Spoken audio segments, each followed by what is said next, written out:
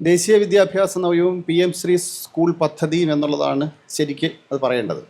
ഇത് വളരെ വിവാദം സൃഷ്ടിച്ചുകൊണ്ട് നമ്മുടെ മാധ്യമങ്ങളിലൊക്കെ നിറഞ്ഞൊരു കാര്യമാണ്. 2022 തൊട്ട് PM ശ്രീ സ്കൂളിൻ്റെ പ്രശ്നങ്ങൾ അല്ലെങ്കിൽ PM ശ്രീ സ്കൂൾ പദ്ധതി രാജ്യമൊട്ടാകെ നടപ്പിലാക്കണം എന്ന നിർബന്ധവും അതിൻ്റെ വിവാദങ്ങളും നിലനിൽക്കുന്നുണ്ട്. ദേശീയ വിദ്യാഭ്യാസ നയമാവട്ടെ 2020 രൂപീകരിക്കപ്പെട്ട് വന്നതുമാണ്. അപ്പോൾ കഴിഞ്ഞ 5 വർഷങ്ങളിലുമായിട്ട് വിശദമായി നമ്മുടെ ഇടയിൽ ചർച്ച ചെയ്യേണ്ട വിഷയമായിരുന്നു ഇത്. ഇപ്പോൾ ഈ വിവാദമുണ്ടായ പശ്ചാത്തലത്തിൽ ഞാൻ കാണുന്ന ഒരു ഗുണം, ഇപ്പോഴെങ്കിലും നമ്മൾ ഇതെന്താണ് എന്ന് മനസ്സിലാക്കാനൊരു ചർച്ച നടത്തി അല്ലെങ്കിൽ ചർച്ച ആരംഭിച്ചിരിക്കുന്നു എന്നുള്ളതാണ്. വാസ്തവത്തിൽ വിദ്യാഭ്യാസ നയം പോലെ ഒന്ന്, അതും ദേശീയ വിദ്യാഭ്യാസ നയം പോലെ ഒന്ന് നമ്മളെല്ലാം ബാധിക്കുന്ന ഒന്നാണ്, എല്ലാ ഇന്ത്യക്കാരെയും ബാധിക്കുന്ന ഒന്നാണ്. നമ്മളുടെ ഇവിടുത്തെ സ്കൂൾ സമ്പ്രദായത്തിൽ ഇന്നുണ്ടായിരിക്കുന്ന മാറ്റങ്ങളെല്ലാം ദേശീയ വിദ്യാഭ്യാസ നയത്തിന് അനുരൂപമായി സംസ്ഥാനങ്ങൾ ഉണ്ടാക്കിയ മാറ്റങ്ങളാണ്. ആ സമ്പ്രദായത്തിൻ്റെയൊക്കെ പല കാലത്തെ ഉൽപ്പന്നങ്ങളാണ് നമ്മൾ. വിദ്യാഭ്യാസമാണ് ശരിക്ക് നാളത്തെ ലോകത്തെ നിർണ്ണയിക്കുന്നത്. കേരളത്തിൽ അത് പറയേണ്ട കാര്യമില്ല, കാരണം കേരളം വിദ്യാഭ്യാസ പുരോഗതി കൊണ്ട് ഉന്നമനം നേടിയൊരു സംസ്ഥാനമാണ്. എല്ലാ തരത്തിലും ഒരു മലയാളിയുടെ ശരാശരി മലയാളിയുടെ ജീവിത വീക്ഷണത്തെ ഉയർത്തുന്നതിന്, ജീവിത സംസ്കാരത്തെ ഉയർത്തുന്നതിന്, ജീവിത നിലവാരത്തെ ഉയർത്തുന്നതിന് ഒക്കെ തന്നെ വിദ്യാഭ്യാസത്തിന് വലിയ പങ്കുണ്ട്. നമ്മുടെ നമുക്ക് വരുമാനം കിട്ടുന്ന തൊഴിലുകൾ, അത് ഒരു സമയത്ത് നമ്മൾ ധാരാളമായി വിദേശത്തേക്ക് പോകാൻ കാരണവും നമ്മുടെ വിദ്യാഭ്യാസത്തിൻ്റെ അസറ്റാണ്, വിദ്യാഭ്യാസത്തിൻ്റെ മൂലധനം കൊണ്ടാണ് മലയാളി ലോകം ചുറ്റിയത്. അപ്പം അതുകൊണ്ട് വിദ്യാഭ്യാസ സംബന്ധിച്ച് ഏത് നയങ്ങളും തീരുമാനങ്ങളും വളരെ ഗൗരവത്തിലാണ് ചർച്ച ചെയ്യപ്പെടേണ്ടത്. പക്ഷേ നിർഭാഗ്യവശാൽ അത് അങ്ങനെയല്ല. അത് രാഷ്ട്രീയം കൊണ്ട് അത് മലീമസമാക്കപ്പെടുന്നുണ്ടെന്നുള്ളത് വേറെ, കക്ഷി രാഷ്ട്രീയം കൊണ്ട് അത് മലീമസമാക്കപ്പെടുന്നുണ്ട് ആ ചർച്ചകൾ. എങ്കിലും അതല്ലാതെ ചർച്ച ചെയ്യേണ്ട ധാരാളം വേദികളുണ്ട്, അവിടങ്ങളിലാണ് ആ ചർച്ചകൾ നന്നായി നടക്കേണ്ടിയിരുന്നത്. ഇതിൽ കുറേ ഈ ചർച്ചകൾ ജനങ്ങളുടെ ഇടയിൽ നടത്തുന്നതിന് ശാസ്ത്ര സാഹിത്യ പരിഷത്ത് പോലെയുള്ള സംഘടനകൾ ശ്രമിച്ചിട്ടുണ്ട്. പക്ഷേ അതൊക്കെ പരിമിതമായ ചില വേദികളിലൊക്കെ ഒതുങ്ങിപ്പോവുക ചെയ്തേക്കണേ. ഇപ്പോഴിങ്ങനെ ഒരു അവസരം വന്നിരിക്കുന്നതും കുറേ കാര്യങ്ങളെങ്കിലും നമുക്ക് ബോധ്യപ്പെടാനുള്ള അവസരം ഉണ്ടായിരിക്കുന്നത് നല്ലതാണ് എന്ന് വിചാരിച്ചുകൊണ്ട് ഞാൻ എൻ്റെ അവതരണത്തിലേക്ക് കടക്കാം. ഇപ്പോൾ ഉണ്ടായ വിവാദം എന്താണെന്ന് നിങ്ങൾക്കറിയാം. 2021 അധ്യാപക ദിനത്തിൽ സെപ്റ്റംബർ 4-ാം തീയതിയാണ് ഇത് 2022 സെപ്റ്റംബർ 4-ാം തീയതിയാണ് ഉദ്ഘാടനം ചെയ്യപ്പെടുന്നത്. പ്രധാനമന്ത്രിയാണ് ഇത് ഉദ്ഘാടനം ചെയ്തത്. PM ശ്രീ സ്കൂളുകൾ എന്ന് പറയുന്നതാണ് ആ പദ്ധതി. ആ പദ്ധതിയുടെ ഭാഗമായിട്ട് ഒരു ബ്ലോക്കിൽ 2 സ്കൂളുകൾ PM ശ്രീ സ്കൂളുകളായിട്ട് പ്രഖ്യാപിക്കും. അങ്ങനെ പ്രഖ്യാപിക്കുമ്പോൾ അതിനകത്ത് കേന്ദ്രത്തിൻ്റെ കുറച്ച് ഫണ്ട് വരും, സംസ്ഥാന സർക്കാരും കുറച്ച് ഫണ്ട് കൊടുക്കണം. കാരണം ഇത് അടിസ്ഥാനപരമായിട്ട് ഒരു കേന്ദ്രാവിഷ്കൃത പദ്ധതിയാണ്, സെൻട്രലി സ്പോൺസേഡ് സ്കീമാണ്. എന്ന് പറഞ്ഞാൽ അതിനകത്ത് 60% കേന്ദ്ര സർക്കാരും 40% സംസ്ഥാന സർക്കാരുമാണ്. രസകരമായ കാര്യം, ഈ സെൻട്രലി സ്പോൺസേഡ് സ്കീമിൻ്റെ ഒക്കെ ഒരു പ്രത്യേകത, ആ സ്കീമുകൾ മുഴുവനും വിഭാവനം ചെയ്യുന്നത് കേന്ദ്രത്തിലാണ്. അതിൻ്റെ പകുതിയോളം വരുന്ന സ്റ്റേക്ക് ഹോൾഡേഴ്സ് അല്ലെങ്കിൽ അതിൽ പകുതിയോളം വരുന്ന സമ്പത്ത് ഉൾപ്പെടെ ചെലവാക്കേണ്ട ആളുകൾ സംസ്ഥാനങ്ങളാണ്. പക്ഷെ ഒരിക്കൽ പോലും അങ്ങനെ ഒരു ഡിസ്കഷൻ നടക്കാറില്ല. സംസ്ഥാനങ്ങൾക്ക് ആവശ്യമുള്ള പദ്ധതികൾ പലപ്പോഴും അങ്ങനെ വരാറുമില്ല. നരേന്ദ്രമോദി ഗവൺമെൻറ് വന്നതിൽ പിന്നെ സംസ്ഥാനങ്ങൾക്കുള്ള പണം പ്രധാനമായിട്ട് ഇത്തരത്തിലുള്ള സ്കീമുകൾ വഴിയാണ്, എല്ലാത്തിനെയും സ്കീമുകളിലേക്ക് മാറ്റുകയാണ് ഉണ്ടായത്. മുൻകാല ഗവൺമെൻറ്റുകളും സ്കീമുകൾ ഉപയോഗിച്ചിട്ടുണ്ട് സംസ്ഥാനങ്ങളെ നിയന്ത്രിക്കാനും അല്ലെങ്കിൽ പല കാര്യങ്ങൾക്കും ഒരു ഐകരൂപ്യം കൊണ്ടുവരാനും സ്കീമുകൾ ഉപയോഗിച്ചിട്ടുണ്ട്. അതിനകത്തൊക്കെ സ്വദേശപരവുമാണ് ചിലതൊക്കെ. പക്ഷേ 2014 ശേഷം അത് അത്ര സ്വദേശപരമാണോ എന്ന് നമുക്ക് സംശയം തോന്നും. പല സ്കീമുകൾ നോക്കിക്കഴിഞ്ഞാൽ വരുതിയിൽ നിർത്താനുള്ള ശ്രമങ്ങളായിട്ടാണ് അത്തരം സ്കീമുകൾ പലപ്പോഴും വരുന്നത്. ഞാൻ പറഞ്ഞതുപോലെ PM ശ്രീ സ്കൂളുകൾ എന്ന് പറയുന്ന ഈ പദ്ധതി ഉദ്ഘാടനം ചെയ്യപ്പെടുകയും ഒരു ബ്ലോക്കിൽ 2 സ്കൂളുകൾ എന്ന രീതിയിലേക്ക് തിരഞ്ഞെടുക്കപ്പെടുകയും ചെയ്യേണ്ടതാണ്. അപ്പോൾ സ്കൂളുകളാണ് അതിനകത്ത് അപേക്ഷിക്കേണ്ടത്. ആ പദ്ധതിയിലേക്ക് ഞാൻ വഴിയെ വരാം. ആ സ്കൂളുകൾ നടപ്പാക്കുന്നതിൽ നിന്ന് മാറി നിന്ന സംസ്ഥാനങ്ങളാണ് പശ്ചിമ ബംഗാളും തമിഴ്നാടും കേരളവും. എന്തുകൊണ്ടാണെന്ന് വെച്ചാൽ PM ശ്രീ സ്കൂളിൻ്റെ സർക്കാർ ഇറക്കിയ ഡോക്യുമെൻ്റ് ഉണ്ട്, ഏതാണ്ട് 140 പേജ് വരുന്ന ഒരു ഡോക്യുമെൻ്റാണ് PM ശ്രീ സ്കൂളിനെ കുറിച്ചുള്ളത്. നമുക്ക് അത് ലഭ്യമാണ്, അനക്ഷർ ഉൾപ്പെടെ. അനക്ഷർ MOU ഉണ്ട് അതിനകത്ത്, നമ്മളിവിടെ ഒപ്പിട്ട MOU, ആ MOU ഉൾപ്പെടെ അതിൻ്റെ അകത്തുണ്ട്, സാമ്പിൾ MOU ഉണ്ട്. അപ്പോൾ അത് ഈ 3 സംസ്ഥാനങ്ങളത് വേണ്ടാന്ന് വെച്ചത്, ഒപ്പിടേണ്ടതെന്ന് പറയുന്നത് നാഷണൽ എഡ്യൂക്കേഷൻ പോളിസിയുമായിട്ടുള്ള അല്ലെങ്കിൽ ദേശീയ വിദ്യാഭ്യാസവുമായിട്ടുള്ള എതിർപ്പ് കൊണ്ടാണ്. PM ശ്രീ സ്കൂളിൻ്റെ ആമുഖത്തിൽ തന്നെ പറഞ്ഞിരിക്കുന്നത്, അതിൻ്റെ ഡോക്യുമെൻ്റ് ആമുഖത്തിൽ തന്നെ പറഞ്ഞിരിക്കുന്നത് PM-ശ്രീ സ്കൂളുകൾ ദേശീയ വിദ്യാഭ്യാസ നയം ഷോക്കേസ് ചെയ്യുന്നതിനുള്ള സ്ഥാപനങ്ങളാണെന്നാണ്. മാത്രമല്ല ഈ MOUയിൽ അത് പറഞ്ഞിരിക്കുന്നത് ഇത് ദേശീയ വിദ്യാഭ്യാസ നയം അതിൻ്റെ എൻറ്റയറിറ്റിയിൽ അതിൻ്റെ പൂർണ്ണതയിൽ നടപ്പാക്കും എന്നുള്ളതാണ് ആ MOUയിൽ ആദ്യമേ പറയുന്നത്. അതിൻ്റെ പൂർണ്ണതയിൽ തന്നെ നടപ്പാക്കും. അപ്പോൾ ഒരു സംസ്ഥാനം സ്വാഭാവികമായിട്ട് PM-ശ്രീ സ്കൂളിൻ്റെ പദ്ധതിയിൽ ഒപ്പിട്ടാൽ ആ സംസ്ഥാനം ദേശീയ വിദ്യാഭ്യാസ നയം അംഗീകരിച്ചിരിക്കുന്നു അല്ലെങ്കിൽ അത് നടപ്പിലാക്കാൻ ബാധ്യതപ്പെട്ടു എന്നൊരു ധ്വനി അതിനകത്തുണ്ട്. പിന്നെ ബാക്കി അതിൻ്റെ ഇംപ്ലിമെൻറ്റേഷൻ സമയത്തുള്ള മറ്റ് ചില വിട്ടുവീഴ്ചകൾ അതൊക്കെ ഉണ്ടാവുമായിരിക്കും. പക്ഷേ അങ്ങനെ ഒരു ധ്വനിയുണ്ട്. അതുകൊണ്ടാണ് ഈ 3 സംസ്ഥാനങ്ങൾ മാറി നിന്നത്. ഇപ്പോഴും പശ്ചിമ ബംഗാളും തമിഴ്നാടും അതിൽ ഒപ്പിടാതെ മാറി നിൽക്കുകയാണ്. കേരളം ഒപ്പിടുകയും ഇപ്പോൾ അത് മരവിപ്പിക്കുകയും ചെയ്തിട്ടുണ്ട്. ഇനി മന്ത്രിസഭാ യോഗ തീരുമാനം കൂടെ അറിയിക്കുമ്പോഴത്തേക്ക് അതിൻ്റെ മരവിപ്പിക്കൽ പൂർത്തിയാവുന്നതായിരിക്കാം. അതിൻ്റെ കാരണങ്ങൾ നിങ്ങൾക്കറിയാം. എന്തുകൊണ്ടാണ് ഒപ്പിടാൻ വേണ്ടി ഒരു സമ്മർദ്ദം വന്നതെന്ന പ്രശ്നങ്ങൾ നിങ്ങൾക്കറിയാം. പശ്ചിമ ബംഗാൾ PM-ശ്രീ സ്കൂളുകൾ ഏറ്റെടുക്കാതെ മാറി നിൽക്കുന്നതിന് പ്രധാനപ്പെട്ട കാരണം അവരുടെ സാംസ്കാരികമായ വ്യത്യസ്തതയെ, അവരുടെ ഔന്നത്യത്തെ ഈ നാഷണൽ എഡ്യൂക്കേഷൻ പോളിസി നടപ്പാക്കുന്നതിലൂടെ തടയപ്പെടും എന്നതുകൊണ്ടാണ്. വിദ്യാഭ്യാസ മേഖലയിൽ അത് തടയുന്നുള്ളതുകൊണ്ടാണ്. തമിഴ്നാടാവട്ടെ അവർക്ക് ഏറ്റവും വലിയ പ്രശ്നം ഭാഷ തന്നെയാണ്. PM-ശ്രീ സ്കൂളിൽ നാഷണൽ എഡ്യൂക്കേഷൻ പോളിസിയിലെ 3 ഭാഷകളാണ് പഠിപ്പിക്കാൻ വേണ്ടിയിട്ട് പറയുന്നത്. അതിൽ ഹിന്ദി നിർബന്ധമായിരുന്നു ആദ്യം, പിന്നീട് വലിയ വിവാദം ഉണ്ടായപ്പോൾ ഹിന്ദി നിർബന്ധമല്ലാതാക്കി എന്നേ ഉള്ളൂ. പക്ഷേ ഈ 3 ഭാഷകൾ അതിനകത്ത് പഠിക്കണം. തമിഴ്നാട് ചരിത്രപരമായിട്ട് തന്നെ 1960-കൾ തൊട്ട് തന്നെ ഹിന്ദി ഭാഷയ്ക്കൊക്കെ എതിരായിട്ട് നിൽക്കുകയും അവർ ദ്വിഭാഷാ പദ്ധതി മാത്രം നടപ്പാക്കിക്കൊണ്ടിരിക്കുന്ന ഒരു സംസ്ഥാനവുമാണ്.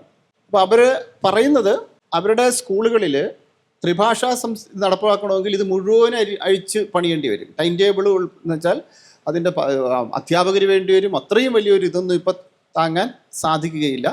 ഇത് തന്നെ ഇപ്പോൾ വലിയ കുഴപ്പമില്ലാതെ പോകും. ഇതിനെന്തെങ്കിലും കുഴപ്പമുണ്ട് എന്നുള്ള പഠനമൊന്നുമില്ല. ദ്വിഭാഷ കൊണ്ട് തമിഴ്നാടിന് എന്തെങ്കിലും ദോഷമുണ്ടായിരുന്നോ, ത്രിഭാഷ കൊണ്ട് ഏതെങ്കിലും സംസ്ഥാനത്തിന് മെച്ചമുണ്ടായോ എന്നും പറയാൻ പറ്റുന്നില്ല. പിന്നെ എന്തിനാണ് അങ്ങനെ പോകുന്നത് എന്ന് ശക്തമായൊരു വാദം ഉന്നയിച്ചുകൊണ്ട് അവരതിൽ നിന്ന് മാറി നിൽക്കുക എന്ന് മാത്രമല്ല, പുതിയ വിദ്യാഭ്യാസ നയത്തിൻ്റെ എല്ലാ കടന്നുകയറ്റത്തെയും ശക്തമായി ചെറുക്കുന്ന ഒരു ആസൂത്രിത പ്ലാനും അവർക്കുണ്ട്. അത്രയും വലിയ ആസൂത്രിതം അല്ലെങ്കിലും പശ്ചിമ ബംഗാൾ ശക്തമായി ചെറുത്ത് നിൽക്കുന്നുണ്ട്. കേരളം ശക്തമായി ധാരാളമായി എതിർപ്പുകൾ രേഖപ്പെടുത്തുന്നുണ്ടെങ്കിലും നമുക്കറിയാം കേരളത്തിൽ പുതിയ വിദ്യാഭ്യാസ നയവുമായി ബന്ധപ്പെട്ടുള്ള പദ്ധതികൾ പലതും നടപ്പാക്കിക്കൊണ്ടിരിക്കുന്നുണ്ട്, നടന്നുകൊണ്ടിരിക്കുന്നുണ്ട്. നമ്മൾ കണ്ടുകൊണ്ടിരിക്കുന്നതാണ്. ഏതൊക്കെയാണെന്ന് നിങ്ങൾക്കറിയാം. ഇപ്പം റൂസ എന്നത് മാറി PM ഉഷ എന്ന രീതിയിലേക്ക് മാറി. രാഷ്ട്രീയ ഉച്ചതർ ശിക്ഷ അഭിയാൻ ഉന്നത വിദ്യാഭ്യാസ മേഖലയിലുള്ളതാണ്. അത് പ്രൈം മിനിസ്റ്റർ ഉച്ചതർ ശിക്ഷ അഭിയാനായിട്ട് മാറി. അപ്പോൾ അത് നമ്മൾ ഇവിടെ നടപ്പാക്കുകയാണ്. അത് പുതിയ വിദ്യാഭ്യാസ നയത്തിൻ്റെ ഭാഗമുള്ള ഒരു പാക്കേജാണ്. SS പണ്ട് സർവശിക്ഷാ അഭിയാനായിരുന്ന സാധനം സമഗ്ര ശിക്ഷാ അഭിയാനായിട്ട് മാറുകയും പുതിയ വിദ്യാഭ്യാസ നയത്തിൻ്റെ കൂടെയാണിത് ക്ലബ് ചെയ്ത് വന്നുകൊണ്ടിരിക്കുന്നത്. SS നമ്മളിവിടെ നടപ്പാക്കുന്നുണ്ട്.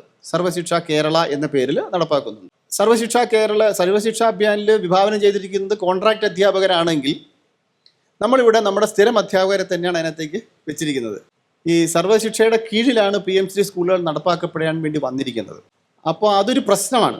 സർവശിക്ഷ നടപ്പാക്കുകയും PM-ശ്രീ സ്കൂൾ നടപ്പാക്കാതിരിക്കുകയും ചെയ്യുന്ന ഒരു പ്രശ്നം അതിനകത്ത് ശരിക്കുമുണ്ട്. ഇതെങ്ങനെയാണ് ഇത് പ്രശ്നമായിട്ട് പിന്നെ വരികയും ഇന്നത്തെ അവസ്ഥയിലേക്ക് എത്തിയെന്ന് ഞാൻ വഴിയേ പറയാം. ഞാൻ നാഷണൽ എഡ്യൂക്കേഷൻ പോളിസിയെക്കുറിച്ച് 2 വാക്ക് അതിനെക്കുറിച്ച് പറയാം. കാരണം വിശദമായിട്ട് തീർച്ചയായിട്ടും പറയാൻ സമയമില്ല, അത്രയും ഞാൻ ഉദ്ദേശിക്കുന്നുമില്ല. നാഷണൽ എഡ്യൂക്കേഷൻ പോളിസി വളരെ വലിയൊരു മേഖലയാണ്. ഇപ്പോൾ അതിൻ്റെ ഡോക്യുമെൻ്റ് തന്നെ ഏതാണ്ട് 65 പേജുള്ള ഒരു ഡോക്യുമെൻ്റാണ് നാഷണൽ എഡ്യൂക്കേഷൻ പോളിസി ആയിട്ട് വന്നിരിക്കുന്നത്. എന്നാൽ സാർത്ഥക് എന്ന് പറഞ്ഞുകൊണ്ട് അതിൻ്റെ ഇംപ്ലിമെൻറ്റേഷൻ മറ്റൊരു വലിയ ഡോക്യുമെൻറ്റും ഉണ്ട്. ഇപ്പോൾ നാഷണൽ എഡ്യൂക്കേഷൻ പോളിസിയും സാർത്ഥകം കൂടെ എടുത്തുകൊണ്ടേ നമുക്ക് സംസാരിക്കാൻ പറ്റുള്ളൂ. അത് വളരെ വിപുലവുമാണ്. പൊതുവിൽ മാത്രം ചില കാര്യങ്ങൾ മാത്രം പറഞ്ഞുകൊണ്ട് അതിനകത്തേക്ക് പോവാം. സ്കൂൾ വിദ്യാഭ്യാസവുമായി ബന്ധപ്പെട്ട് നാഷണൽ എഡ്യൂക്കേഷൻ പോളിസി ഉണ്ടാക്കുന്ന പ്രധാനപ്പെട്ട മാറ്റങ്ങളും ചില പ്രശ്നങ്ങളും ഉണ്ട്. നാഷണൽ എഡ്യൂക്കേഷൻ പോളിസികളെ കുറിച്ച് പറയുമ്പം നാഷണൽ എഡ്യൂക്കേഷൻ പോളിസിയിൽ ഈ 2000-ന് ശേഷം ഉണ്ടായ വലിയൊരു മാറ്റവും നമ്മൾ കാണാതെ പോകരുത്. ശരിക്കും 90-കൾക്ക് ശേഷം ഉദാരവൽക്കരണത്തിന് ശേഷം ഉണ്ടായ മാറ്റവുമുണ്ട്. കാരണം നമ്മൾ തിരിഞ്ഞു നോക്കുകയാണെങ്കിൽ ആദ്യത്തെ ഒരു വിദ്യാഭ്യാസ കമ്മീഷൻ സർവേപ്പള്ളി രാധാകൃഷ്ണൻ്റെ 1948 കമ്മീഷനാണ്, യൂണിവേഴ്സിറ്റി കമ്മീഷൻ. യൂണിവേഴ്സിറ്റികളെ കുറിച്ച് പറഞ്ഞാൽ വളരെ സമഗ്രമായി സ്വതന്ത്ര ഇന്ത്യയിലെ യൂണിവേഴ്സിറ്റികളുടെ ഇതിനെക്കുറിച്ച് പറഞ്ഞൊരു കമ്മീഷനാണത്. പിന്നീട് Lakshman Mudaliar committee report higher എഡ്യൂക്കേഷനെ കുറിച്ച് അങ്ങനത്തെ ഒരു റിപ്പോർട്ട് വന്നിട്ടുണ്ട്. കോത്താരി കമ്മീഷൻ റിപ്പോർട്ട് നമുക്കൊക്കെ അറിയാവുന്ന മദ്രാസ് യൂണിവേഴ്സിറ്റി VC ആയിരുന്ന കോത്താരിയുടെ നേതൃത്വത്തിൽ കോത്താരി കമ്മീഷൻ റിപ്പോർട്ട്, അതാണ് നമുക്കറിയാവുന്ന ഒരു പ്രധാനപ്പെട്ട ഒന്ന്. അതാണ് ഒരു വലിയ കമ്മീഷൻ റിപ്പോർട്ട് ആവുകയും ഏറെക്കുറെ പാർട്ടായിട്ട് നടപ്പാക്കപ്പെടുകയും ചെയ്തു. ഒരുപാട് കാര്യങ്ങളത് പറഞ്ഞിരുന്നെങ്കിലും വളരെ പാർട്ടായിട്ടാണ് നടപ്പാക്കപ്പെട്ടത്. ആ നടപ്പാക്കപ്പെട്ടതനുസരിച്ചാണ് നമ്മുടെ വിദ്യാഭ്യാസ സമ്പ്രദായത്തിൽ ഇന്നുണ്ടായ മാറ്റങ്ങൾ നിലനിൽക്കുന്നത്. ഉദാഹരണത്തിന് 10+2 എന്ന് നമ്മൾ പറയുന്ന സമ്പ്രദായം ഉണ്ടല്ലോ. 10ാം ക്ലാസ് വരെ കഴിഞ്ഞിട്ട് 2+3 ഡിഗ്രി 3 കോഴ്സ്, പിന്നെ PG 2 വർഷം എന്ന രീതിയിലൊരു സമ്പ്രദായം ഉണ്ടായി വരുന്ന അതിനകത്തൂടെയാണ്. അത് നമ്മൾ അങ്ങനെ അഡോപ്റ്റ് ചെയ്തുകൊണ്ടാണ്. എന്നാൽ ചരിത്രപരമായിട്ട് ഇവിടെ 5 വരെ ഒറ്റ സെക്ടറായിട്ടാണ് നിന്നത്. 1 തൊട്ട് 5 വരെ ഒറ്റ ഇതായിട്ട് നിന്നു. അതിപ്പോഴും ചില അവശിഷ്ടങ്ങൾ തിരുവനന്തപുരത്തൊക്കെ കാണാം. അത്തരം ചില സ്കൂളുകൾ 5ാം ക്ലാസ്സും കൂടെ ചേർത്തുകൊണ്ട് LPകൾ തിരുവനന്തപുരത്ത് കാണാം. 4 വരെയാണ് LP എന്ന് നമ്മൾ എടുത്തുവെങ്കിലും ഇപ്പോൾ വീണ്ടും ഒരു തിരിച്ചുപോക്കാണ് കേട്ടോ. ഇപ്പോൾ വേറൊരു തരത്തിലാണ് വീണ്ടും മാറാൻ പോകുന്നത്. പക്ഷെ അന്നത്തെ കോത്താരി കമ്മീഷൻ റിപ്പോർട്ടിൻ്റെ ഫലമാണത്. പിന്നീട് നമ്മുടെ യൂണിവേഴ്സിറ്റി നിയമം കേരളത്തിൽ 68-ൽ 69-ലും മറ്റോ യൂണിവേഴ്സിറ്റി നിയമം വന്നു. അതനുസരിച്ച് നമ്മുടെ യൂണിവേഴ്സിറ്റി കോൺസ്റ്റിറ്റ്യൂട്ട് ചെയ്ത് വരുന്നത് ഇവിടുത്തെ അങ്ങനെ നമ്മുടെ സ്കൂൾ വിദ്യാഭ്യാസവും ഉന്നത വിദ്യാഭ്യാസവും എല്ലാം തന്നെ 60കളിലും 70കളിലും ഉണ്ടായ മാറ്റങ്ങളിൽ നിന്നാണ് ഇന്നത്തെ രീതിയിലേക്ക് എത്തിപ്പെട്ടത്. അതിനകത്ത് പിന്നെ പ്രധാനപ്പെട്ട ഒന്നെന്ന് പറഞ്ഞാൽ 1986-ൽ രാജീവ് ഗാന്ധിയുടെ കാലത്തുണ്ടായിരുന്ന വിദ്യാഭ്യാസ നയമാണ്, നാഷണൽ എഡ്യൂക്കേഷൻ പോളിസിയാണ്. നേരത്തെ ഉണ്ടായിരുന്ന നയത്തിന് ഏതാണ്ട് അനുരൂപമായിട്ട് പോയിരുന്നുവെങ്കിലും ചില മാറ്റങ്ങൾ അതിനകത്തുണ്ടായിട്ടുണ്ട്. ആ ചില മാറ്റങ്ങൾ എന്ന് പറഞ്ഞാൽ ഒന്ന്, കേന്ദ്രീകരണത്തിൻ്റെ തുടക്കം ആരംഭിച്ചു. കാരണം 1976-ൽ അടിയന്തരാവസ്ഥയുടെ സമയത്ത് നമ്മുടെ വിദ്യാഭ്യാസത്തെ കൺകറന്റ് ലിസ്റ്റിലേക്ക് മാറ്റി. അതുവരെ വിദ്യാഭ്യാസം സ്റ്റേറ്റിലായിരുന്നു. അതുകൊണ്ടാണ് കോത്താരി കമ്മീഷൻ വന്നിട്ടും ഇന്ത്യയിൽ പലതരത്തിലുള്ള സ്കൂളുകളും കോളേജുകളും ഉണ്ടായി വന്നത്. അത് കൺകറന്റ് ലിസ്റ്റിൽ നിന്നും അത് സ്റ്റേറ്റ് ലിസ്റ്റിലേക്ക് മാറ്റി. അപ്പോൾ സ്റ്റേറ്റ് ലിസ്റ്റ് ചെയ്ത് കൺകറന്റ് ലിസ്റ്റിലേക്ക് മാറ്റി. അപ്പോൾ സെൻറ്ററിനും അതിനകത്ത് പ്രാമുഖ്യമുണ്ട്. ഈ കൺകറന്റ് ലിസ്റ്റ് ആയാലും പ്രത്യേകത എന്താ വെച്ചാൽ അതിനകത്ത് കേന്ദ്ര നിയമമായിരിക്കും. കേന്ദ്രം ഒരു നിയമം ഉണ്ടാക്കിയാൽ കേന്ദ്ര നിയമത്തിനായിരിക്കും മുൻഗണന ഉണ്ടാവുക, മുൻതൂക്കം ഉണ്ടാവുക. അതാണ് കൺകറന്റ് ലിസ്റ്റ് വരുമ്പോഴത്തേക്കുള്ളൊരു കുഴപ്പം. പക്ഷേ കൺകറന്റ് ലിസ്റ്റിൽ ചുമ്മാ കേന്ദ്രത്തിൽ കടന്നു കയറാനും പറ്റില്ല. നമുക്ക് കോടതിയിലൊക്കെ ചോദ്യം ചെയ്യുകയൊക്കെ ചെയ്യാം. എന്നാൽ ആത്യന്തികമായിട്ടൊരു നിയമനിർമ്മാണം വന്നാൽ നമുക്കൊന്നും അതിനകത്ത് ചെയ്യാൻ സാധിക്കില്ല. ഇതാണ് അതിൻ്റെ പ്രത്യേകത.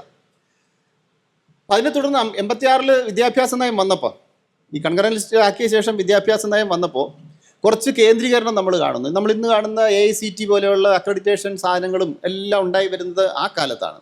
അങ്ങനെ കേന്ദ്രീകരിക്കപ്പെടുന്ന കുറേ കാണാൻ പറ്റും. മറ്റൊന്ന്, ആ നയത്തിലൂടെ സ്വകാര്യവൽക്കരണം, പ്രൈവറ്റൈസേഷൻ്റെ ഒരു ഇത് കടന്നു വരുന്നു. സ്കൂൾ വിദ്യാഭ്യാസത്തിലൊക്കെ പ്രൈവറ്റ് പാർട്ടിസിപ്പേഷനെ പ്രൊമോട്ട് ചെയ്യുന്നത് 86-ലെ ബില്ലിലുണ്ട്. അതിനകത്തൊരു പ്ലാൻ ഓഫ് ആക്ഷൻ ഉണ്ടാകുന്നുണ്ട്. 92-ൽ പ്ലാൻ ഓഫ് ആക്ഷൻ ഉണ്ടാകുന്നുണ്ട്. അതിനെ തുടർന്നാണ് നമ്മൾ ലോകബാങ്കിൻ്റെ ഫണ്ട് മേടിക്കുന്നത്, DPEP നടപ്പാക്കപ്പെടുന്നത്. DPEP ഇന്ത്യയിലെല്ലാം നടപ്പാക്കി, കേരളത്തിലും നടപ്പാക്കി. നമുക്കറിയാം കേരളത്തിൽ വലിയ വിവാദമായ ഒന്നാണ് 90കളുടെ അവസാനം DPEP നടപ്പാക്കപ്പെട്ടത്. ഇന്ത്യൻ പശ്ചാത്തലത്തിൽ DPEP വളരെ പരാജയമായിരുന്നു. കാരണം എൻറോൾമെൻറ്റ് വർദ്ധിപ്പിക്കാൻ വേണ്ടി ശ്രമിച്ചു. ആദ്യഘട്ടത്തിൽ എൻറോൾമെൻറ്റ് വർദ്ധിച്ചെങ്കിലും പിന്നോക്ക വിഭാഗങ്ങൾ എൻറോൾമെൻറ്റ് കുറഞ്ഞതായിട്ടാണ് അതിനകത്ത് കാണുന്നത്. കേരളത്തിൽ പക്ഷേ അത് അങ്ങനെയല്ല നടപ്പാക്കിയത്. കേരളത്തിൽ നേരത്തെ തന്നെ ഈ ഒരു നല്ലൊരു സ്ട്രക്ചർ ഉള്ളതുകൊണ്ട് ഗുണമേന്മ വർദ്ധിപ്പിക്കുന്നതിലേക്ക് മാറുകയും പാഠ്യപദ്ധതി പരിഷ്കാരം ഉൾപ്പെടെ അതിനകത്തൂടെ നടക്കുകയും ചെയ്തു എന്നുള്ള ഒരു ഗുണം അതിനകത്തുണ്ട്. അതിൻ്റെ മെച്ചങ്ങൾ കേരളത്തിന് ലഭിച്ചിട്ടുമുണ്ട് എന്നാണ് കേരളത്തെ സംബന്ധിച്ച് വിലയിരുത്തപ്പെടുന്നത്. ഞാനിത് പറഞ്ഞതെന്ന് വെച്ചാൽ ലോകബാങ്കിൻ്റെ ഫണ്ട് പലപ്പോഴും നമ്മുടെ തീരുമാനങ്ങൾ എടുക്കുന്നതിൽ നിർണായകമായിട്ട് വരുന്നുണ്ട്. ഇപ്പോൾ നടന്നുകൊണ്ടിരിക്കുന്ന സ്റ്റാഴ്സ് എന്ന് പറയുന്നൊരു പദ്ധതിയുണ്ട്. ലോകബാങ്കിൻ്റെ ഫണ്ട് വളരെ നിസ്സാരമാണ് അതിനകത്ത്. പക്ഷേ അതാണ് ഒരു നയരൂപീകരണം പോലെ വന്നിരിക്കുന്ന മറ്റൊന്ന്. അതെല്ലാം ഈ വിദ്യാഭ്യാസ നയത്തിൽ പ്രതിഫലിക്കുന്നുണ്ട്. ഇപ്പോൾ 86-ൽ ആ നയത്തെ തുടർന്ന് അതിൻ്റെ നടപ്പാക്കലുകൾ വരുമ്പോൾ അതിനകത്ത് ഈ 1-2 സാധനങ്ങൾ കടന്നു വരുന്നു. ഇപ്പോൾ ഇതിൽ ഞാൻ പറഞ്ഞു വന്നത്, പിന്നീട് നമ്മൾ കാണുന്നത്, ഇപ്പോൾ നേരത്തെ സർവേപ്പള്ളി രാധാകൃഷ്ണനാണെങ്കിലും മുതലിയാർ കമ്മീഷനിലാണെങ്കിലും കോത്താരിയൊക്കെ എന്ന് പറഞ്ഞാൽ വിദ്യാഭ്യാസ വിചക്ഷണന്മാരാണ്. പിന്നീട് ഡോക്ടർ എസ്പാൽ അതിൻ്റെ ചെയർമാനായി വന്ന അദ്ദേഹം നമുക്ക് തർക്കമില്ലാത്ത ലോകം അംഗീകരിക്കുന്ന വിദ്യാഭ്യാസ വിചക്ഷണന്മാരാണ്. പക്ഷേ പിന്നീട് നമ്മൾ കാണുന്നത് അംബാനി ബിർള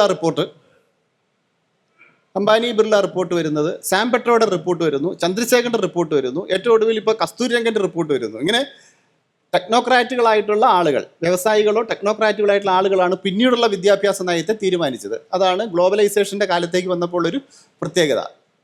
അപ്പോൾ അതനുസരിച്ച് ഗ്ലോബൽ ഔട്ട്ലുക്ക് എന്ന് പറയുന്ന ഒന്ന്, ഈ എന്താണ് ഔട്ട്ലുക്ക്? ഗ്ലോബൽ ഔട്ട്ലുക്ക് ഗ്ലോബലൈസേഷനുമായിട്ട് ഒത്തുപോകത്ത തരത്തിലുള്ള അതിനാവശ്യമായ ഫിനാൻസ് മൂലധനമോ അല്ലെങ്കിൽ ആഗോള മൂലധനത്തിനോ ആവശ്യമായ ഡിമാൻഡുകൾ, അല്ലെങ്കിൽ ആ ഡിമാൻഡുകൾ അതിനാവശ്യമായ അതിൻ്റെ ഡിമാൻഡുകളെ കേറ്റർ ചെയ്യുന്നതിന്, അതിൻ്റെ ഡിമാൻഡുകളെ പൂർത്തീകരിക്കുന്നതിന് ആവശ്യമായ വിദ്യാഭ്യാസ നയങ്ങൾ രൂപീകരിക്കുന്ന ഒരു പ്രക്രിയ ഉണ്ടാവുകയാണ്. ഏറ്റവും നല്ല ഉദാഹരണം നമ്മൾ ഇപ്പോൾ എടുത്തിരിക്കുന്ന ഈ നാഷണൽ സ്കിൽ ക്വാളിറ്റി ഫ്രെയിംവർക്ക് എന്ന് പറഞ്ഞുകൊണ്ട് നമ്മളൊരു സാധനമുണ്ട്.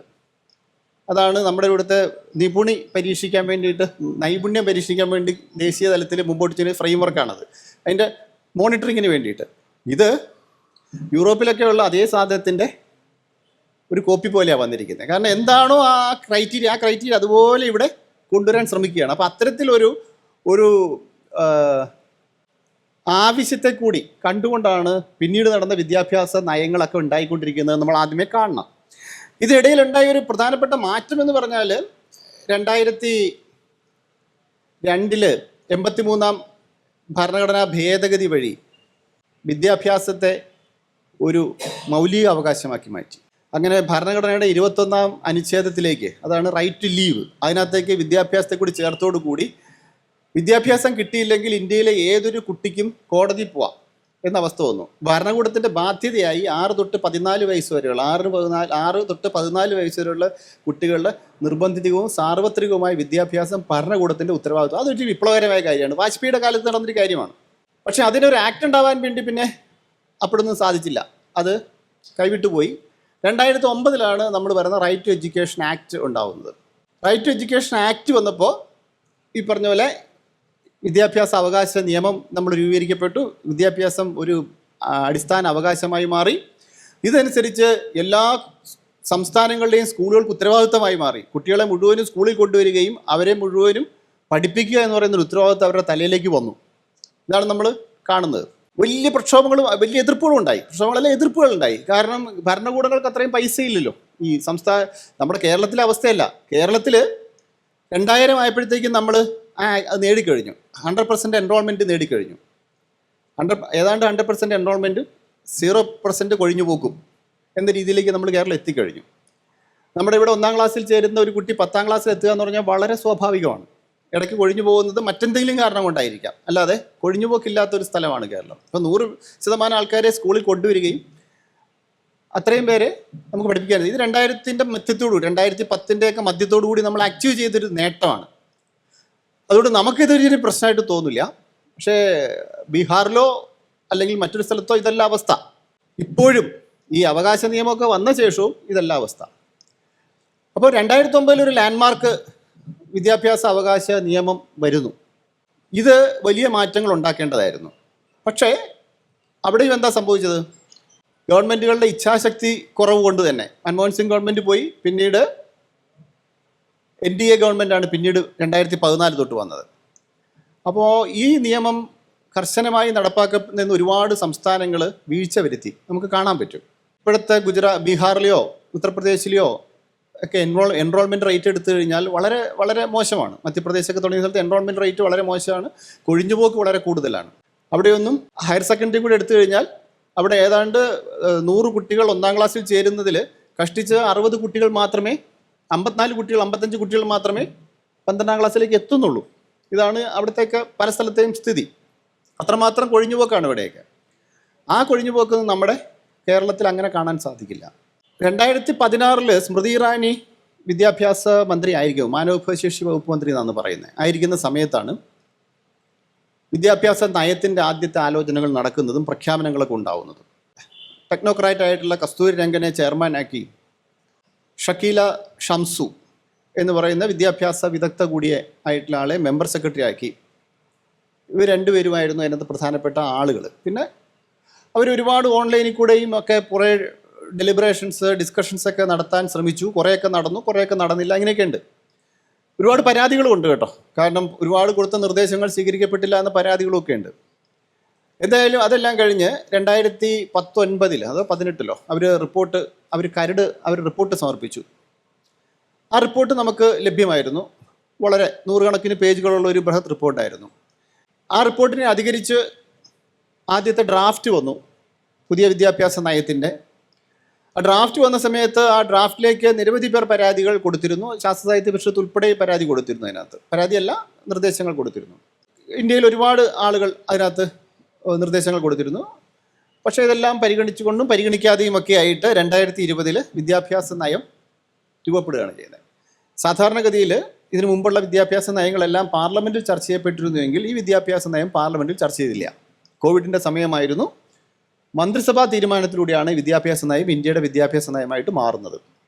അപ്പോൾ ആ പ്രോസസ്സ് നിങ്ങൾക്ക് മനസ്സിലായി കാണും, എങ്ങനെയാണ് ഇതിങ്ങനെ ആയതെന്ന്. ഈ വിദ്യാഭ്യാസ നയത്തിൽ ഇന്നിപ്പോൾ നമുക്ക് എല്ലാവർക്കും അത് ലഭ്യമാണ്. അത് മലയാളത്തിലാക്കാനൊന്നും ഒരു ബുദ്ധിമുട്ടില്ല, മലയാളത്തിലുണ്ടെന്ന് തോന്നുന്നത്. അതെന്താണ് അതിനകത്ത് എതിർക്കപ്പെടേണ്ട കാര്യങ്ങൾ എന്ന് വെച്ചാൽ അതിൽ പ്രധാനമായിട്ട് 3 Cകൾ എന്ന് പറയും. ഒന്ന് സെൻട്രലൈസേഷൻ, ഭയങ്കരമായ കേന്ദ്രീകരണം നടക്കുകയാണ്. ഈ കേന്ദ്രീകരണം എന്ന് പറഞ്ഞാൽ അത് വിദ്യാഭ്യാസത്തിൻ്റെ ഭരണപരമായ കേന്ദ്രീകരണം നടക്കുന്നുണ്ട്. വിദ്യാഭ്യാസത്തിൻ്റെ ഗവേണൻസ് അല്ലെങ്കിൽ ഭരണപരമായ കേന്ദ്രീകരണം നടക്കുന്നുണ്ട്. വിദ്യാഭ്യാസത്തിൻ്റെ അക്കാഡമിക് ആയിട്ടുള്ള കേന്ദ്രീകരണം നടക്കുന്നുണ്ട്. വിദ്യാഭ്യാസത്തിൻ്റെ ഫിനാൻസുമായി ബന്ധപ്പെട്ടുള്ള കേന്ദ്രീകരണം നടക്കുന്നുണ്ട്. വിദ്യാഭ്യാസത്തിൻ്റെ മോണിറ്ററിങ്ങുമായി ബന്ധപ്പെട്ടുള്ള ഇങ്ങനെ പല തരത്തിൽ കേന്ദ്രീകരണം നമുക്ക് പറയാൻ പറ്റി. ഏതാണ്ട് എല്ലാ തരത്തിലും കേന്ദ്രീകരണം അതിൻ്റെ ഒരു മുഖമുദ്രയാണ്. മറ്റൊന്ന് കമേഴ്സ്യലൈസേഷൻ, വൻതോതിൽ കമേഴ്സ്യലൈസേഷൻ്റെ സാധ്യതകൾ അതിനകത്ത് ഇട്ട് വെച്ചിട്ടുണ്ട്. ഇപ്പോൾ സ്കൂൾ വിദ്യാഭ്യാസം തൊട്ട് അതിനകത്ത് കമേഴ്സ്യലൈസേഷൻ കുറച്ചൊക്കെ ഞാൻ പരാമർശിക്കും എന്നെനിക്ക് തോന്നുന്നു. മൂന്നാമത്തെ C എന്ന് പറഞ്ഞാൽ കമ്മ്യൂണലൈസേഷനാണ്. വർഗീയത വളർത്തുന്നതിനുള്ള നിരവധി കാര്യങ്ങൾ അതിനകത്ത് അടങ്ങിയിട്ടുണ്ട്. ഞാൻ സംസ്കൃതത്തിൻ്റെ കാര്യം നേരത്തെ പറഞ്ഞല്ലോ. സംസ്കൃതം ഹിന്ദി ഒരു നിർബന്ധിത ഭാഷയാക്കി വെച്ചിരുന്നു. സംസ്കൃതത്തെ വളരെ പ്രാധാന്യത്തോടെ വെച്ചിരുന്നു. പിന്നീട് അതിപ്പോൾ വിവാദങ്ങൾ കൊണ്ട് അതൊന്ന് മാറ്റിയിട്ടുണ്ടെന്നേ ഉള്ളൂ. ഈ 3 Cകൾ ഇതിനകത്തുണ്ട് എന്നതുകൊണ്ട് തന്നെ വലിയ എതിർപ്പ് അതിനകത്തുണ്ട്.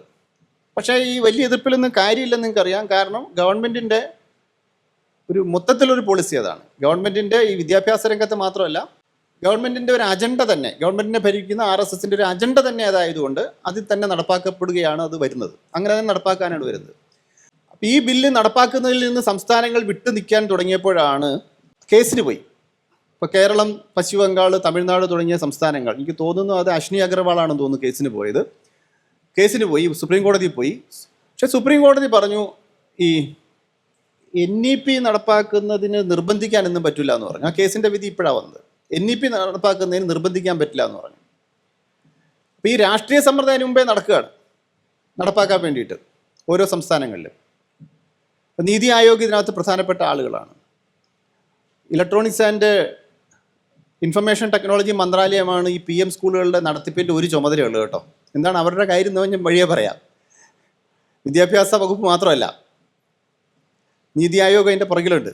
അപ്പം നീതി ആയോഗിൻ്റെ സമയത്തും വിദ്യാഭ്യാസ വകുപ്പിൻ്റെ സമയത്തും കേന്ദ്ര വിദ്യാഭ്യാസ മന്ത്രാലയം എന്താ ചെയ്തുകൊണ്ടിരിക്കുന്നത് എന്നൊക്കെ നമുക്ക് മനസ്സിലാവുമ്പോഴാണ് ഇവരുടെയൊക്കെ റോള് നമുക്ക് പിടികിട്ടുന്നത്. അപ്പോൾ NEP നടപ്പാക്കാനുള്ള ശരിക്കൊരു വിദ്യയായിട്ടാണ് PM ശ്രീ സ്കൂളുകൾ എന്ന് പറയുന്നൊരു സാധനം ഇന്ത്യ മുഴുവനും മുമ്പോട്ട് കൊണ്ടുവരുന്നത്. ഏതാണ്ട് 28,000 കോടി രൂപ, 29,000-അടുത്ത് കോടി രൂപ മാറ്റി വെച്ചുകൊണ്ടാണ് ആ പദ്ധതി കേന്ദ്രം ആവിഷ്കരിച്ച് കൊണ്ടുവരുന്നത്. ഏതാണ്ട് 14,500-ഓളം സ്കൂളുകളെ ആണിത് ടാർഗറ്റ് ചെയ്യുന്നത് നമ്മുടെ ഇന്ത്യയിൽ ഇത്രയും ബ്ലോക്കുകളിൽ നിന്ന്. ഇത്രയും കോടി രൂപ എന്ന് പറഞ്ഞാൽ ആ കോടി രൂപയിൽ വെറും 18,000 കോടി രൂപയെ കേന്ദ്രം വഹിക്കുന്നുള്ളൂ. ബാക്കി 10,000-അടുത്ത് കോടി രൂപ സംസ്ഥാനങ്ങളാണ് വഹിക്കേണ്ടത് കേട്ടോ. അതാണ് അതിൻ്റെ ഒരു പ്രത്യേകത. പക്ഷേ ഈ പദ്ധതി, ഈ എഡ്യൂക്കേഷൻ പോളിസി നടപ്പാക്കാനും സാധിക്കും എന്നുള്ള രീതിയിലാണ് അത് കടന്നു വരുന്നത്. അങ്ങനെ ശരിക്ക് PM ശ്രീ സ്കൂള് വരുന്നു. അത് ദേശീയ വിദ്യാഭ്യാസ നയത്തിൻ്റെ ഷോക്കേസായിട്ട് അതിനെ മുഴുവനായി നടപ്പാക്കാൻ വേണ്ടിയിട്ട് ഒരു എഗ്രിമെൻറ്റിലൂടെ സാധിക്കാൻ വേണ്ടിയിട്ടുള്ള മറ്റൊരു മാർഗ്ഗമാണത്. ഭരണഘടനാപരമായിട്ട് കൺകറന്റ് ലിസ്റ്റിലുള്ളത് കൊണ്ട് ഒരു സ്റ്റേറ്റിനെ നിർബന്ധിക്കാൻ സാധിക്കില്ല, ഒരു ആക്ട് അതിൽ നിന്നുണ്ടാവാത്തിടത്തോളം. എന്തെങ്കിലും ആക്റ്റുകൾ ഏതെങ്കിലും ഇതിൻ്റെ ഭാഗത്തുണ്ടായാൽ അതെല്ലാം സംസ്ഥാനം നടപ്പാക്കേണ്ടി വരും, കേന്ദ്ര നിയമങ്ങളുണ്ടെങ്കിൽ. അല്ല, ഈ നയം എന്ന നിലയിൽ അത് അങ്ങനെ ഇൻസിസ്റ്റ് ചെയ്യാൻ പറ്റില്ല. അപ്പോഴാണ് ഇത്തരത്തിലൊരു സാധനം വരുന്നത്. ഇനി യഥാർത്ഥത്തിൽ അങ്ങനെ ഒരു കേന്ദ്ര നിയമം ഈ 3 സംസ്ഥാനങ്ങളിൽ മാത്രം കേന്ദ്ര പോളിസി 3 സംസ്ഥാനങ്ങളിൽ മാത്രം നടപ്പാക്കാതിരിക്കുകയാണെങ്കിൽ നമുക്ക് വല്ല സാധ്യതയുണ്ടോ കേരളത്തിന് എന്നുള്ള കാര്യം നമ്മൾ ആലോചിക്കണം. നമുക്ക് ഒരുപാട് എതിർപ്പുകൾ ഞാൻ പറഞ്ഞല്ലോ. ഈ എതിർപ്പുകളുടെ കാരണങ്ങളുണ്ട്. ഇപ്പോൾ സ്കൂൾ വിദ്യാഭ്യാസം എടുത്താൽ, സ്കൂൾ വിദ്യാഭ്യാസത്തിൽ പെട്ടെന്ന് കാണാവുന്ന ചില കാര്യങ്ങൾ പറഞ്ഞാൽ, സ്കൂൾ വിദ്യാഭ്യാസത്തിൽ ആദ്യമേ ഒരു റീസ്ട്രക്ചറിങ് നടക്കും. ആ റീസ്ട്രക്ചറിങ് എന്ന് പറഞ്ഞാൽ ഇപ്പം നമ്മൾ 10+2 എന്ന രീതിയിലാണ്, 10+2+3 നമ്മുടെ 10 വർഷത്തെ സ്കൂൾ വിദ്യാഭ്യാസമാണ് പറഞ്ഞേക്കുന്നത്. പിന്നീട് നമ്മൾ +2 വന്നപ്പോൾ -2 to +2 എന്ന് പറയാറുണ്ട്. ഈ 10നെ നമ്മൾ 4+3+3 എന്ന രീതിയിലാണ് നമ്മൾ വിഭജിച്ചേക്കണേ. LP 4 ആയിട്ടാണ്. പക്ഷേ പുതിയ വിദ്യാഭ്യാസ നയത്തിൽ പറയുന്നതനുസരിച്ച് മൂന്നാമത്തെ വയസ്സ് തൊട്ട് വിദ്യാഭ്യാസം ആരംഭിക്കുകയാണ്. അത് അനൗപചാരിക പ്രീ സ്കൂളിംഗ് തൊട്ട് വരികയാണ്. അപ്പോൾ അവിടെ 5 വർഷം, 3 വയസ്സ് തൊട്ട് 2ാം ക്ലാസ് വരെയുള്ള പ്രായമുണ്ടല്ലോ, 2ാം ക്ലാസ്സിൽ എത്തുന്നവരെയുള്ള 6ാം വയസ്സിലാണ് സ്കൂളിൽ വരുന്നത്. അപ്പോൾ 8ാം വയസ്സ് വരെയുള്ള ആദ്യത്തെ 5 വർഷം 5, പിന്നെ 3, 5+3+3, പിന്നെ 4, അപ്പോഴത്തേക്കും 12ാം ക്ലാസ് എത്തും. അപ്പോൾ 5ാം ക്ലാസ് വരെ ആദ്യത്തെ ഇത് പ്രീ സ്കൂൾ 3ഉം 2ാം ക്ലാസ് വരും. 2 കഴിഞ്ഞാൽ പിന്നെ 5 വരും, പിന്നെ 6, 7, 8 വരും, 9, 10, 11, 12 വേറെ സ്ട്രക്ചർ. അപ്പോൾ അങ്ങനെ ഒരു വലിയ വ്യത്യാസം 5+3+3+4 എന്ന രീതിയിലേക്ക് മാറും. നമ്മളെ സംബന്ധിച്ച് നമുക്കറിയാം, അധ്യാപകരുടെ പരിശീലനമൊക്കെ നമുക്ക് പ്രശ്നമാവും അല്ലേ. ഇപ്പോഴത്തെ 8ാം ക്ലാസ്സിലൂടെ LP UP സ്കൂളിലെ അധ്യാപകൻ പഠിപ്പിക്കേണ്ടി വരുന്ന അവസ്ഥ വരും.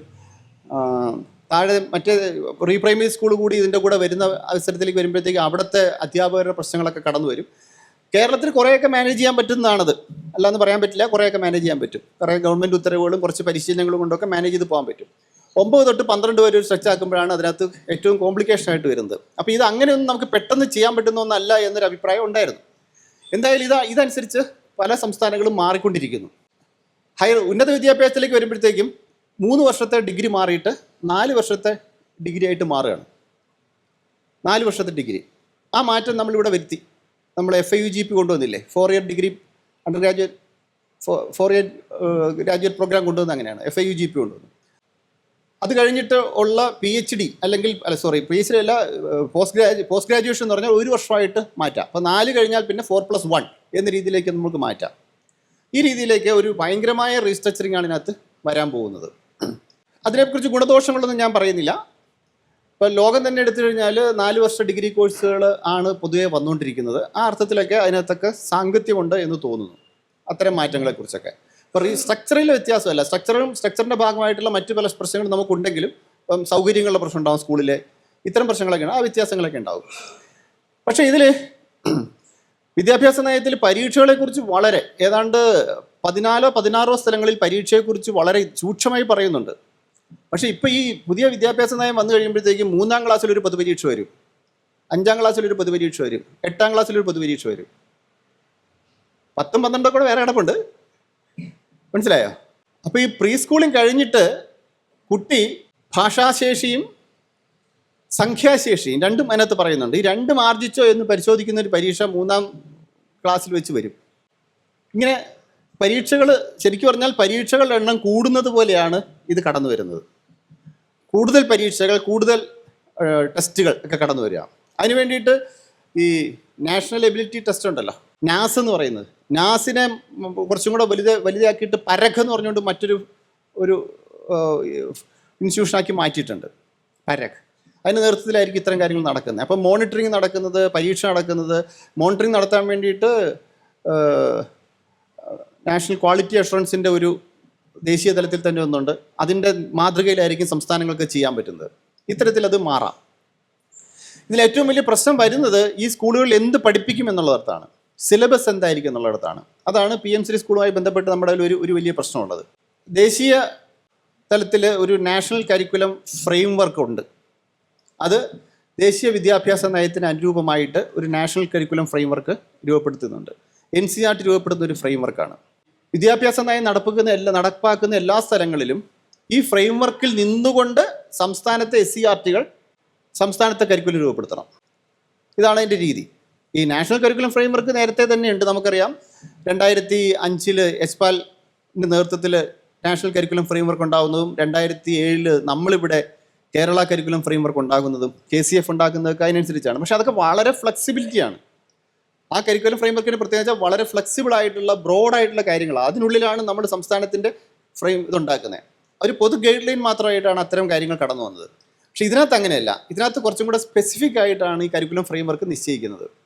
അങ്ങനെ നിശ്ചയിച്ച് വെച്ചിരിക്കുന്നത്. ഇപ്പോൾ നാഷണൽ എഡ്യൂക്കേഷൻ പോളിസിയിലെ ആദ്യ ഭാഗത്ത് തന്നെ പറയുന്ന ഒന്ന്, അതിൻ്റെ ആദ്യ ഭാഗമൊക്കെ വായിച്ചാൽ വലിയ പ്രശ്നം തോന്നുന്നില്ല ചിലതൊഴിച്ചാൽ. എല്ലാം വലിയ വലിയ സങ്കല്പങ്ങളാണ്. പുതിയ ലോകത്തനുസരിച്ച് വിദ്യാഭ്യാസത്തെ മാറ്റേണ്ട കാര്യം, വിദ്യാർത്ഥിയുടെ എല്ലാ ശേഷികളെയും പുറത്തു കൊണ്ട കാര്യമൊക്കെ പറയുന്ന ഭാഗങ്ങളുണ്ട്. ഒരുപാട് അത്തരത്തിലുള്ള ഫിലോസഫിക്കലായിട്ടുള്ള ഭാഷകൾ ഇതിനകത്ത് നിറച്ചിട്ടുണ്ട്. അപ്പോൾ അതിലൊന്നും ഒരു പ്രശ്നം നമുക്ക് തോന്നില്ല. ഒരു കാര്യം, ഒരു ഭാഗം, ഒരു പാരഗ്രാഫ് മാത്രം, രണ്ടാമത്തെയോ മൂന്നാമത്തെയോ പാരഗ്രാഫാണെന്ന് തോന്നുന്നു, അതിനകത്ത് പറഞ്ഞിരിക്കുന്നതാണ് ഇന്ത്യൻ നോളജ് സിസ്റ്റത്തെക്കുറിച്ച്. അതായത് ഇന്ത്യയിൽ ഒരു വലിയ വിദ്യാഭ്യാസ പാരമ്പര്യമുണ്ടെന്നും ആ പാരമ്പര്യം അനുസരിച്ച് ചരകൻ, സുശ്രുതൻ, ചാണക്യൻ, പാണിനി, പതഞ്ജലി തുടങ്ങിയവരുടെ പേര് പറഞ്ഞിട്ടുണ്ട്.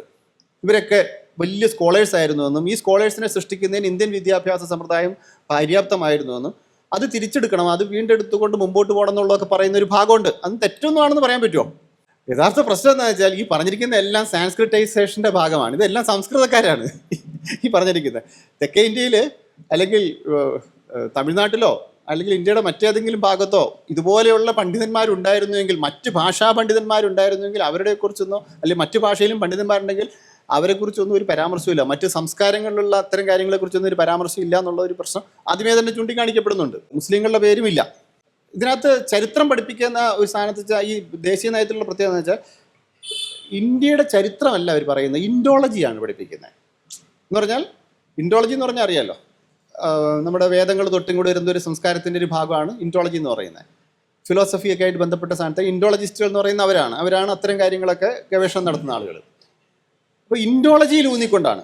അതിൽ തന്നെ ഒരു പ്രത്യേകത എന്ന് വെച്ചാൽ ആ വേദ കാലഘട്ടത്തിൻ്റെ ഇതും കഴിഞ്ഞ് ഏതാണ്ട് മധ്യകാലഘട്ടത്തിൻ്റെ അവിടെ എത്തിക്കഴിഞ്ഞാൽ പിന്നെ എവിടുത്തെ ചരിത്രമൊന്നുമില്ല. ഇടയ്ക്കുള്ള ഗുപ്ത കാലഘട്ടത്തിന് ശേഷമുള്ള ചരിത്രമൊന്നുമില്ല. പിന്നെ വരുന്നത് ആധുനിക കാലത്തെ ചരിത്രമേ ഉള്ളൂ. കാരണം എന്താ, ഇടയ്ക്കുള്ള കാലം പറയുമ്പോഴത്തേക്കും മുഗൾ കാലഘട്ടമൊക്കെ കടന്നു വരും അല്ലേ. ഇന്ത്യയെ രൂപപ്പെടുത്തിയ കാലഘട്ടമാണ് ശരിക്കും പറഞ്ഞാൽ. ഇന്ത്യയെ രൂപപ്പെടുത്തിയ മധ്യകാലഘട്ടമാണ് ലോകം മുഴുവനും മനുഷ്യനെ രൂപപ്പെടുത്തിയത് ശരിക്കും അല്ലേ. പ്രാചീന കാലഘട്ടമല്ല, ആധുനിക മനുഷ്യനെ രൂപപ്പെടുത്തുന്നതിൽ മധ്യകാലഘട്ടമാണ് ലോകത്തെല്ലായിടത്തും വലിയ പങ്ക് വഹിച്ചേക്കുന്നത്. ഇന്ത്യയിലും അങ്ങനെ തന്നെയാണ്. ആ ഭാഗമൊന്നുമില്ല. അപ്പോൾ എങ്ങനെ ചരിത്രം എന്ന് പറഞ്ഞാൽ ഇൻഡോളജിയാക്കി മാറ്റുന്നു എന്നൊക്കെ ഒരു പ്രശ്നം ഇതിനകത്ത് ഉണ്ട്. ഇതനുസരിച്ചാണ് ഈ ഫ്രെയിം വർക്ക് വരുന്നത്. ഈ നാഷണൽ കരിക്കുലം ഫ്രെയിം വർക്ക് വരാൻ പോകുന്നത് ഇത്തരത്തിലാണ്. NCERT തയ്യാറാക്കുന്ന മാതൃക ഇതാണ്. ഇതിനെ ഡിപ്പെൻഡ് ചെയ്തോണമെന്നും ടു ദ എക്സ്റ്റെൻറ്റ് പോസിബിൾ അതിനെ അഡോപ്റ്റ് ചെയ്തോണമെന്നുമാണ്. ടു ദ എക്സ്റ്റെൻറ്റ് പോസിബിൾ എന്നാണ് വാക്ക് PM3 സ്കൂളിൽ പറഞ്ഞിരിക്കുന്നത്. അപ്പോൾ സംസ്ഥാനങ്ങൾക്ക് അവരുടെ കരിക്കുലം ഉണ്ടാക്കാം എന്ന് പറയുമ്പം പകുതി മൂടി വെച്ച് വായിച്ചാൽ കറക്റ്റാണ്.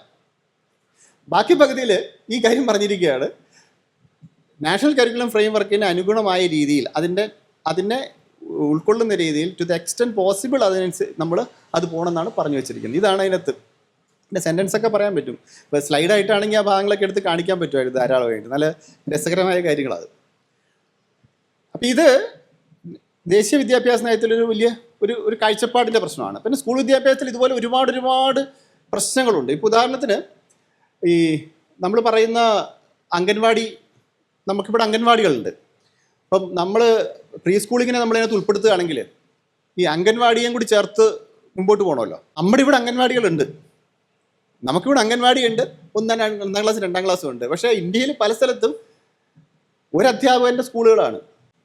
അതിൽ നിങ്ങൾ ഓർത്ത് നോക്കണം, കോത്താരി കമ്മീഷൻ വരുമ്പോൾ അതിനകത്ത് പറഞ്ഞിരിക്കുന്നത് മിനിമം 2 അധ്യാപകരെങ്കിലും ഒരു സ്കൂളിൽ വേണം അതിനകത്ത് എഴുതി വെച്ചേക്കണേ.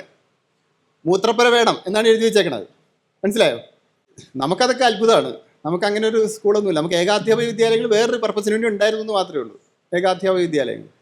ഇങ്ങനെ പറയുമ്പം ഈ അംഗൻവാടികളുടെ അവസ്ഥ എന്താണ്, അതെന്ത് ചെയ്യും എന്നുള്ളതിന് പറയുന്നതെന്ന് വെച്ചാൽ അംഗൻവാടിയെ പ്രീ സ്കൂളുമായിട്ട് ലിങ്ക് ചെയ്യാം, പ്രൈമറി ആയിട്ട് ലിങ്ക് ചെയ്യാം, അതിനെ റീലൊക്കേറ്റ് ചെയ്യാം എന്നൊക്കെയാണ് ചിലടത്ത് പറയുന്നത്. റീലൊക്കേറ്റ് ചെയ്യാം. മാത്രമല്ല ഈ ദേശീയ വിദ്യാഭ്യാസ നയത്തിൽ ഞാൻ നേരത്തെ പറഞ്ഞല്ലോ, വിദ്യാഭ്യാസം മൗലിക അവകാശമാക്കിയ ഒരു ഭരണഘടനാ ഭേദഗതിയും ഒരു നിയമവും നമുക്കുണ്ട്, ഒരു ആക്റ്റും ഉണ്ട് നമുക്ക്. വിദ്യാഭ്യാസം അടിസ്ഥാന നിയമമാണ്. ഇതിനകത്ത് എത്തിക്കഴിയുമ്പോൾ അതിനകത്ത് വെള്ളം ചേർത്തു എന്ന് വെച്ചാൽ സാർവത്രിക വിദ്യാഭ്യാസം ഉറപ്പാക്കും എന്നൊരു ഒഴുക്കൻ കാര്യത്തിലാണ് പറഞ്ഞു വെച്ചിരിക്കുന്നത്. 2030 ആകുമ്പോഴത്തേക്കും സാർവത്രികമായ വിദ്യാഭ്യാസം ഉറപ്പാക്കും എന്ന് നയത്തിൽ പറഞ്ഞോടുകൂടി പിന്നെ ഒരു ഫണ്ടമെൻ്റൽ റൈറ്റിൻ്റെ നയം മാറി, നയപരമായ പ്രശ്നം വന്നു. ഇനി നമ്മൾ ഫണ്ടമെൻ്റൽ റൈറ്റ് വേണമെങ്കിൽ ക്വസ്റ്റ്യൻ ചെയ്യണം എവിടെയെങ്കിലും പോയി. ആ അവസ്ഥയിലേക്ക് വന്നിരിക്കുന്നു. സ്കൂൾ കോംപ്ലക്സ് ഒരു സങ്കല്പം അത് മുമ്പോട്ട് വയ്ക്കുന്നുണ്ട്. കോത്താരി കമ്മീഷനിൽ സ്കൂൾ കോംപ്ലക്സ് ഉണ്ട്. കോത്താരി കമ്മീഷൻ സ്കൂൾ കോംപ്ലക്സ് എന്ന് പറഞ്ഞു കഴിഞ്ഞാൽ ഒരു പ്രദേശത്തുള്ള സ്കൂളുകൾ, അവിടുത്തെ ഒരു ഹൈസ്കൂളോ ഒരു ഉയർന്ന സ്കൂളോ അതിൻ്റെ സെൻറ്ററിൽ നിൽക്കും. എന്നിട്ട് അങ്ങോട്ടും ഇങ്ങോട്ടും അധ്യാപക വിനിമയം ഉൾപ്പെടെയാണ്. ഇതിലെ സ്കൂൾ കോംപ്ലക്സുകൾ അങ്ങനെയല്ല. അതെല്ലാം ഇല്ലാതാക്കുന്ന ഒരു സ്കൂൾ കോംപ്ലക്സ് ആണ്. അതിനെല്ലാം റീലൊക്കേറ്റ് ചെയ്യുന്നത് പോലെ ഇതിനകത്തേക്ക് മെർജ് ചെയ്യുന്നു. മെർജർ എന്നൊരു സങ്കല്പത്തിലാണ് സ്കൂൾ കോംപ്ലക്സ് അവതരിപ്പിക്കുന്നത്. മെർജർ എന്ന് പറഞ്ഞാൽ സ്കൂളുകൾ ഇല്ലാതാവും. അപ്പോൾ 10 കിലോമീറ്റർ ചുറ്റളവിലുള്ള സ്കൂളുകളെ മെർജ് ചെയ്യുകയാണെങ്കിൽ 10 കിലോമീറ്റർ ചുറ്റളവിലുള്ള സ്കൂളുകളെ മെർജ് ചെയ്യിക്കുന്നത് ഇതിനകത്ത് പറയുന്നുണ്ട്. എന്നിട്ട് ഒരു കോംപ്ലക്സ് പോലെ ആക്കും. കോംപ്ലക്സ് പോലെ വെച്ചാൽ സ്കൂളില്ല പിന്നെ വേറെ. അപ്പോൾ ഈ അയൽപക്ക സ്കൂൾ എന്നുള്ള സങ്കല്പമില്ല. നൈബർഹുഡ് സ്കൂൾ എന്നുള്ള സങ്കല്പം കോത്താരിയിൽ മുമ്പോട്ട് വെച്ചതാണ്. ആ സങ്കല്പം പോയി. അയൽപക്ക സ്കൂളൊന്നുമില്ല. എന്താണ് ഇന്ത്യയിൽ യഥാർത്ഥത്തിൽ പഠിക്കാനുള്ള പ്രശ്നം? പഠിക്കാനുള്ള പ്രശ്നം ഇത്രയും ദൂരം യാത്ര ചെയ്ത് വരണം എന്നുള്ളതാണ്. ഒരു കുട്ടിക്ക് ഒരു LP സ്കൂൾ എവിടെ കിട്ടണം? ഒരു അംഗൻവാടി തൊട്ടടുത്ത് കിട്ടണം. ഒരു LP സ്കൂൾ അയൽപക്കത്ത് കിട്ടണം. ഒരു ഹൈസ്കൂൾ 3 കിലോമീറ്റർ ചുറ്റളവിൽ കിട്ടണം. ഇങ്ങനെയൊക്കെയാണ് നമ്മുടെ സങ്കല്പം. അതൊക്കെ പോയി. ഇപ്പോൾ 10 കിലോമീറ്റർ ചുറ്റളവിലുള്ള സ്കൂളുകളെ മെർജ് ചെയ്തെടുക്കാം എന്ന രീതിയിലേക്ക് ഇതിനകത്തൊരു സൂചനയുണ്ട്. ഇനി ഈ പ്രീ സ്കൂളിൻ്റെ കാര്യത്തിൽ ഇത്രയൊക്കെ അധ്യാപകരൊക്കെ ഉപയോഗിച്ച് ചെയ്യാനൊന്നും ബുദ്ധിമുട്ടണ്ട. അതെല്ലാം ഈ സന്നദ്ധ പ്രവർത്തകരുണ്ടല്ലോ, വളണ്ടറി വർക്കുകൾ, ചാരിറ്റബിൾ സംഘടനകൾ, അവരൊക്കെ കൂടി അത് ചെയ്യും എന്ന രീതിയിലുള്ള ഒരു ഭാഗം അതിനകത്തുണ്ട്. അവിടെ മാത്രമല്ല, മൊത്തം സ്കൂളുകളുടെ കാര്യത്തിലേക്ക് എടുക്കുമ്പോഴത്തേക്കും ഇതിൻ്റെ കമേഴ്ഷ്യലൈസേഷൻ്റെ ഭാഗം നമ്മൾ നോക്കിയാൽ, പ്രൈവറ്റൈസേഷൻ്റെ സാധനം വെച്ചാൽ ഗവൺമെൻറ്റിൻ്റെ സ്കൂളും പ്രൈവറ്റ് സ്കൂളും, അല്ലാതെ എയ്ഡഡ് സ്കൂളും ഒരു സാധനം അതിനകത്ത് ചിന്തിക്കുന്നില്ല. അവിടെ അങ്ങനെ ഒരു സങ്കല്പമില്ല. ഗവൺമെൻറ് സ്കൂളും പ്രൈവറ്റ് സ്കൂളും ഈ തമ്മിൽ ഒരു പരസ്പരം ഒരു യുഗ്മം പോലെ പ്രവർത്തിക്കാം, പരസ്പരം ജോയിൻ്റ് ആയിട്ട് പ്രവർത്തിക്കണം എന്നെടുത്ത് പറഞ്ഞിട്ടുണ്ട്. കാരണം അങ്ങോട്ടും ഇങ്ങോട്ടും കൊടുക്കൽ വാങ്ങൽ നടക്കാം. ഈ രീതിയിൽ സ്കൂൾ വിദ്യാഭ്യാസത്തിൽ ഒരുപാട് കാര്യങ്ങൾ അതിനകത്ത് ഉൾപ്പെടുത്തി വെച്ചിട്ടുണ്ട്.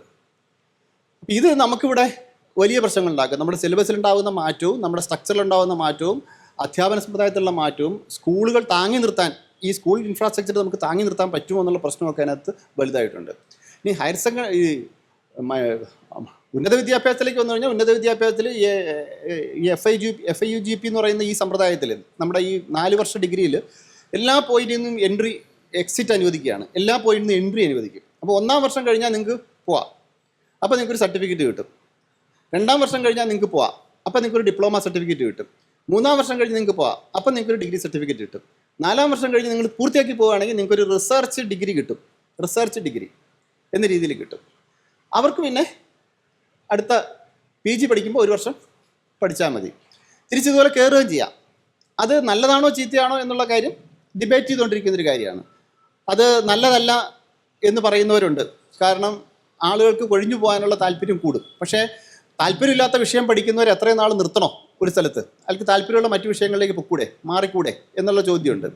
മാത്രമല്ല, ഈ വിഷയങ്ങൾ എടുക്കുന്നതിൽ ഇൻ്റർ ഡിസിപ്ലിനറി ആയിട്ടുള്ള വിഷയങ്ങളെല്ലാം, അതായത് സയൻസും മാനവിക വിഷയങ്ങളും ഒക്കെ കൂടി ചേർത്താണ് നമുക്ക് എടുക്കാൻ പറ്റുന്നത്. നമുക്ക് വേണമെങ്കിൽ സയൻസ് പഠിക്കുന്ന ഒരാൾക്ക് ഇവിടെ നിന്ന് വേറൊരു വിഷയം എടുക്കാം, മാനവിക വിഷയത്തിൽ ഏതെങ്കിലും എടുത്ത് പഠിക്കാം. അങ്ങനെയൊന്നും ഒരു പ്രശ്നമെടുത്ത് പറയുന്നില്ല. നമ്മളിവിടെ ഈ FIUGP നടപ്പിലാക്കുമ്പോൾ നമ്മുടെ കോളേജുകളിൽ നടപ്പാക്കാൻ ശ്രമിച്ചൊരു സാധനവും പരാജയപ്പെട്ട സാധനമാണ്. കാരണം എന്താ? ഒരു കോളേജിലേക്ക് ഒരു കുട്ടി ചേരുമ്പോൾ അവിടെയുള്ള കോഴ്സുകൾക്കല്ലേ ചേരാൻ പറ്റും. കുട്ടി ചേരുന്ന കോളേജിലേക്കല്ലേ. അപ്പോൾ കൗൺസിലിംഗ് എന്നൊരു പരിപാടിയുണ്ട്. ആ കൗൺസിലിംഗിൽ വെച്ചാൽ കുട്ടിയെ അധ്യാപകർ പറഞ്ഞ് ബോധ്യപ്പെടുത്തും, ഇവിടെ ഈ കോഴ്സുകളൊക്കെയാണ് നല്ലത്. അപ്പോൾ ആ കുട്ടിക്ക് ഡാൻസ് പഠിക്കണം, പാട്ട് പഠിക്കണം എന്നാണ് ആഗ്രഹമെങ്കിൽ ആ പാട്ട് അവിടെ ഇല്ല. പാട്ട് പഠിക്കണം എന്നാ കുട്ടി പറഞ്ഞാൽ ഒരു പാട്ട് അധ്യാപകനെ കൊണ്ടുവരണ്ടേ അവിടെ. ഈ ബുദ്ധിമുട്ടുകൾ വല്ലാതെ പ്രശ്നം ഉണ്ടാക്കുന്നതുകൊണ്ട് കോളേജുകൾ അതിവിടെ മാനേജ് ചെയ്ത് പോവുകയാണ് ചെയ്തത്. ഈ വർഷം, അടുത്ത വർഷം, ഈ വർഷമല്ല, ഈ കഴിഞ്ഞ, ഇപ്പോൾ നമ്മൾ 1 വർഷം പൂർത്തിയായില്ലേ, അല്ല 2 സെമിസ്റ്റർ പൂർത്തിയായി. അപ്പോൾ വന്നുകൊണ്ടിരിക്കുകയാണത്. ആ വിഷയങ്ങളൊക്കെ ഇവിടെ കൂടുതൽ സങ്കീർണമാകും. എന്തായാലും അത്തരത്തിലൊരു സങ്കല്പമാണ് വെച്ചിരിക്കുന്നത്.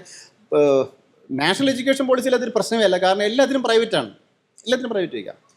ഇപ്പോൾ പ്രൊഫസർ ഓഫ് പ്രാക്ടീസ് എന്ന് പറഞ്ഞാൽ നിങ്ങൾക്ക് ക്വാളിഫിക്കേഷൻ വേണ്ട, നിങ്ങൾക്ക് എക്സ്പീരിയൻസ് ഉണ്ടെങ്കിൽ, നിങ്ങൾ കൃഷി ചെയ്യുന്ന ഒരു കൃഷിക്കാരനാണെങ്കിൽ ആ കൃഷിക്കാരനെ പ്രൊഫസർ ഓഫ് പ്രാക്ടീസ് ആയിട്ട് കോളേജിൽ നിയമിക്കാം. എത്രയാണ്, 10 വർഷത്തേക്കോ 5 വർഷത്തേക്കൊക്കെ നിയമിക്കാമെന്നാണ്. ടെലിയർ ഞാൻ കൃത്യം ഓർക്കണില്ല. നിയമിക്കാം, അപ്പോൾ അദ്ദേഹത്തിന് പഠിപ്പിച്ച് പോവാം. അങ്ങനെ പ്രൊഫസർ ഓഫ് പ്രാക്ടീസ് സമ്പ്രദായത്തെ കൊണ്ടുവരികയാണ്. അത് നല്ലതല്ലേ എന്ന് ചോദിച്ചാൽ നല്ലതല്ല എന്ന് പറയാൻ പറ്റില്ല. കാരണം ആ എക്സ്പീരിയൻസ് വേണമല്ലോ. പക്ഷേ അതിനുണ്ടാക്കാവുന്ന അതിൻ്റെ പ്രശ്നങ്ങൾ നിങ്ങൾ ആലോചിച്ച് നോക്കൂ. അത് ഇങ്ങനെ നമുക്ക് ലെജിറ്റിമൈസ് ചെയ്യാൻ പറ്റുമോ? ഇങ്ങനെ നമുക്ക് നിയമപരമാക്കാൻ പറ്റുമോ? അങ്ങനെ നിയമപരമാക്കുന്നതാണോ ശരി എന്നുള്ള പ്രശ്നങ്ങളൊക്കെ അവിടെ ഇല്ലേ? പക്ഷെ ഇങ്ങനെ കുറേ നിർദ്ദേശങ്ങൾ അതിനകത്തേക്ക് വരുന്നുണ്ട്. ഏറ്റവും പ്രധാനം ഈ പറഞ്ഞ പോലെ യൂണിവേഴ്സിറ്റികൾ എന്നുള്ള കൺസെപ്റ്റ് ഇല്ലാതാവും. യൂണിവേഴ്സിറ്റികളിൽ നിന്ന് ഇന്നത്തെ കൺസെപ്റ്റ് അഫിലിയേഷൻ എന്നുള്ള സാധനം ഇല്ലാതാവും. അപ്പോൾ കോളേജുകളെല്ലാം തന്നെ ഓട്ടോണമസ് യൂണിവേഴ്സിറ്റികളായിട്ട് നിൽക്കും. എല്ലാ കോളേജിനും ഓട്ടോണമസ് സ്റ്റേച്ചർ ഉണ്ടാവാം.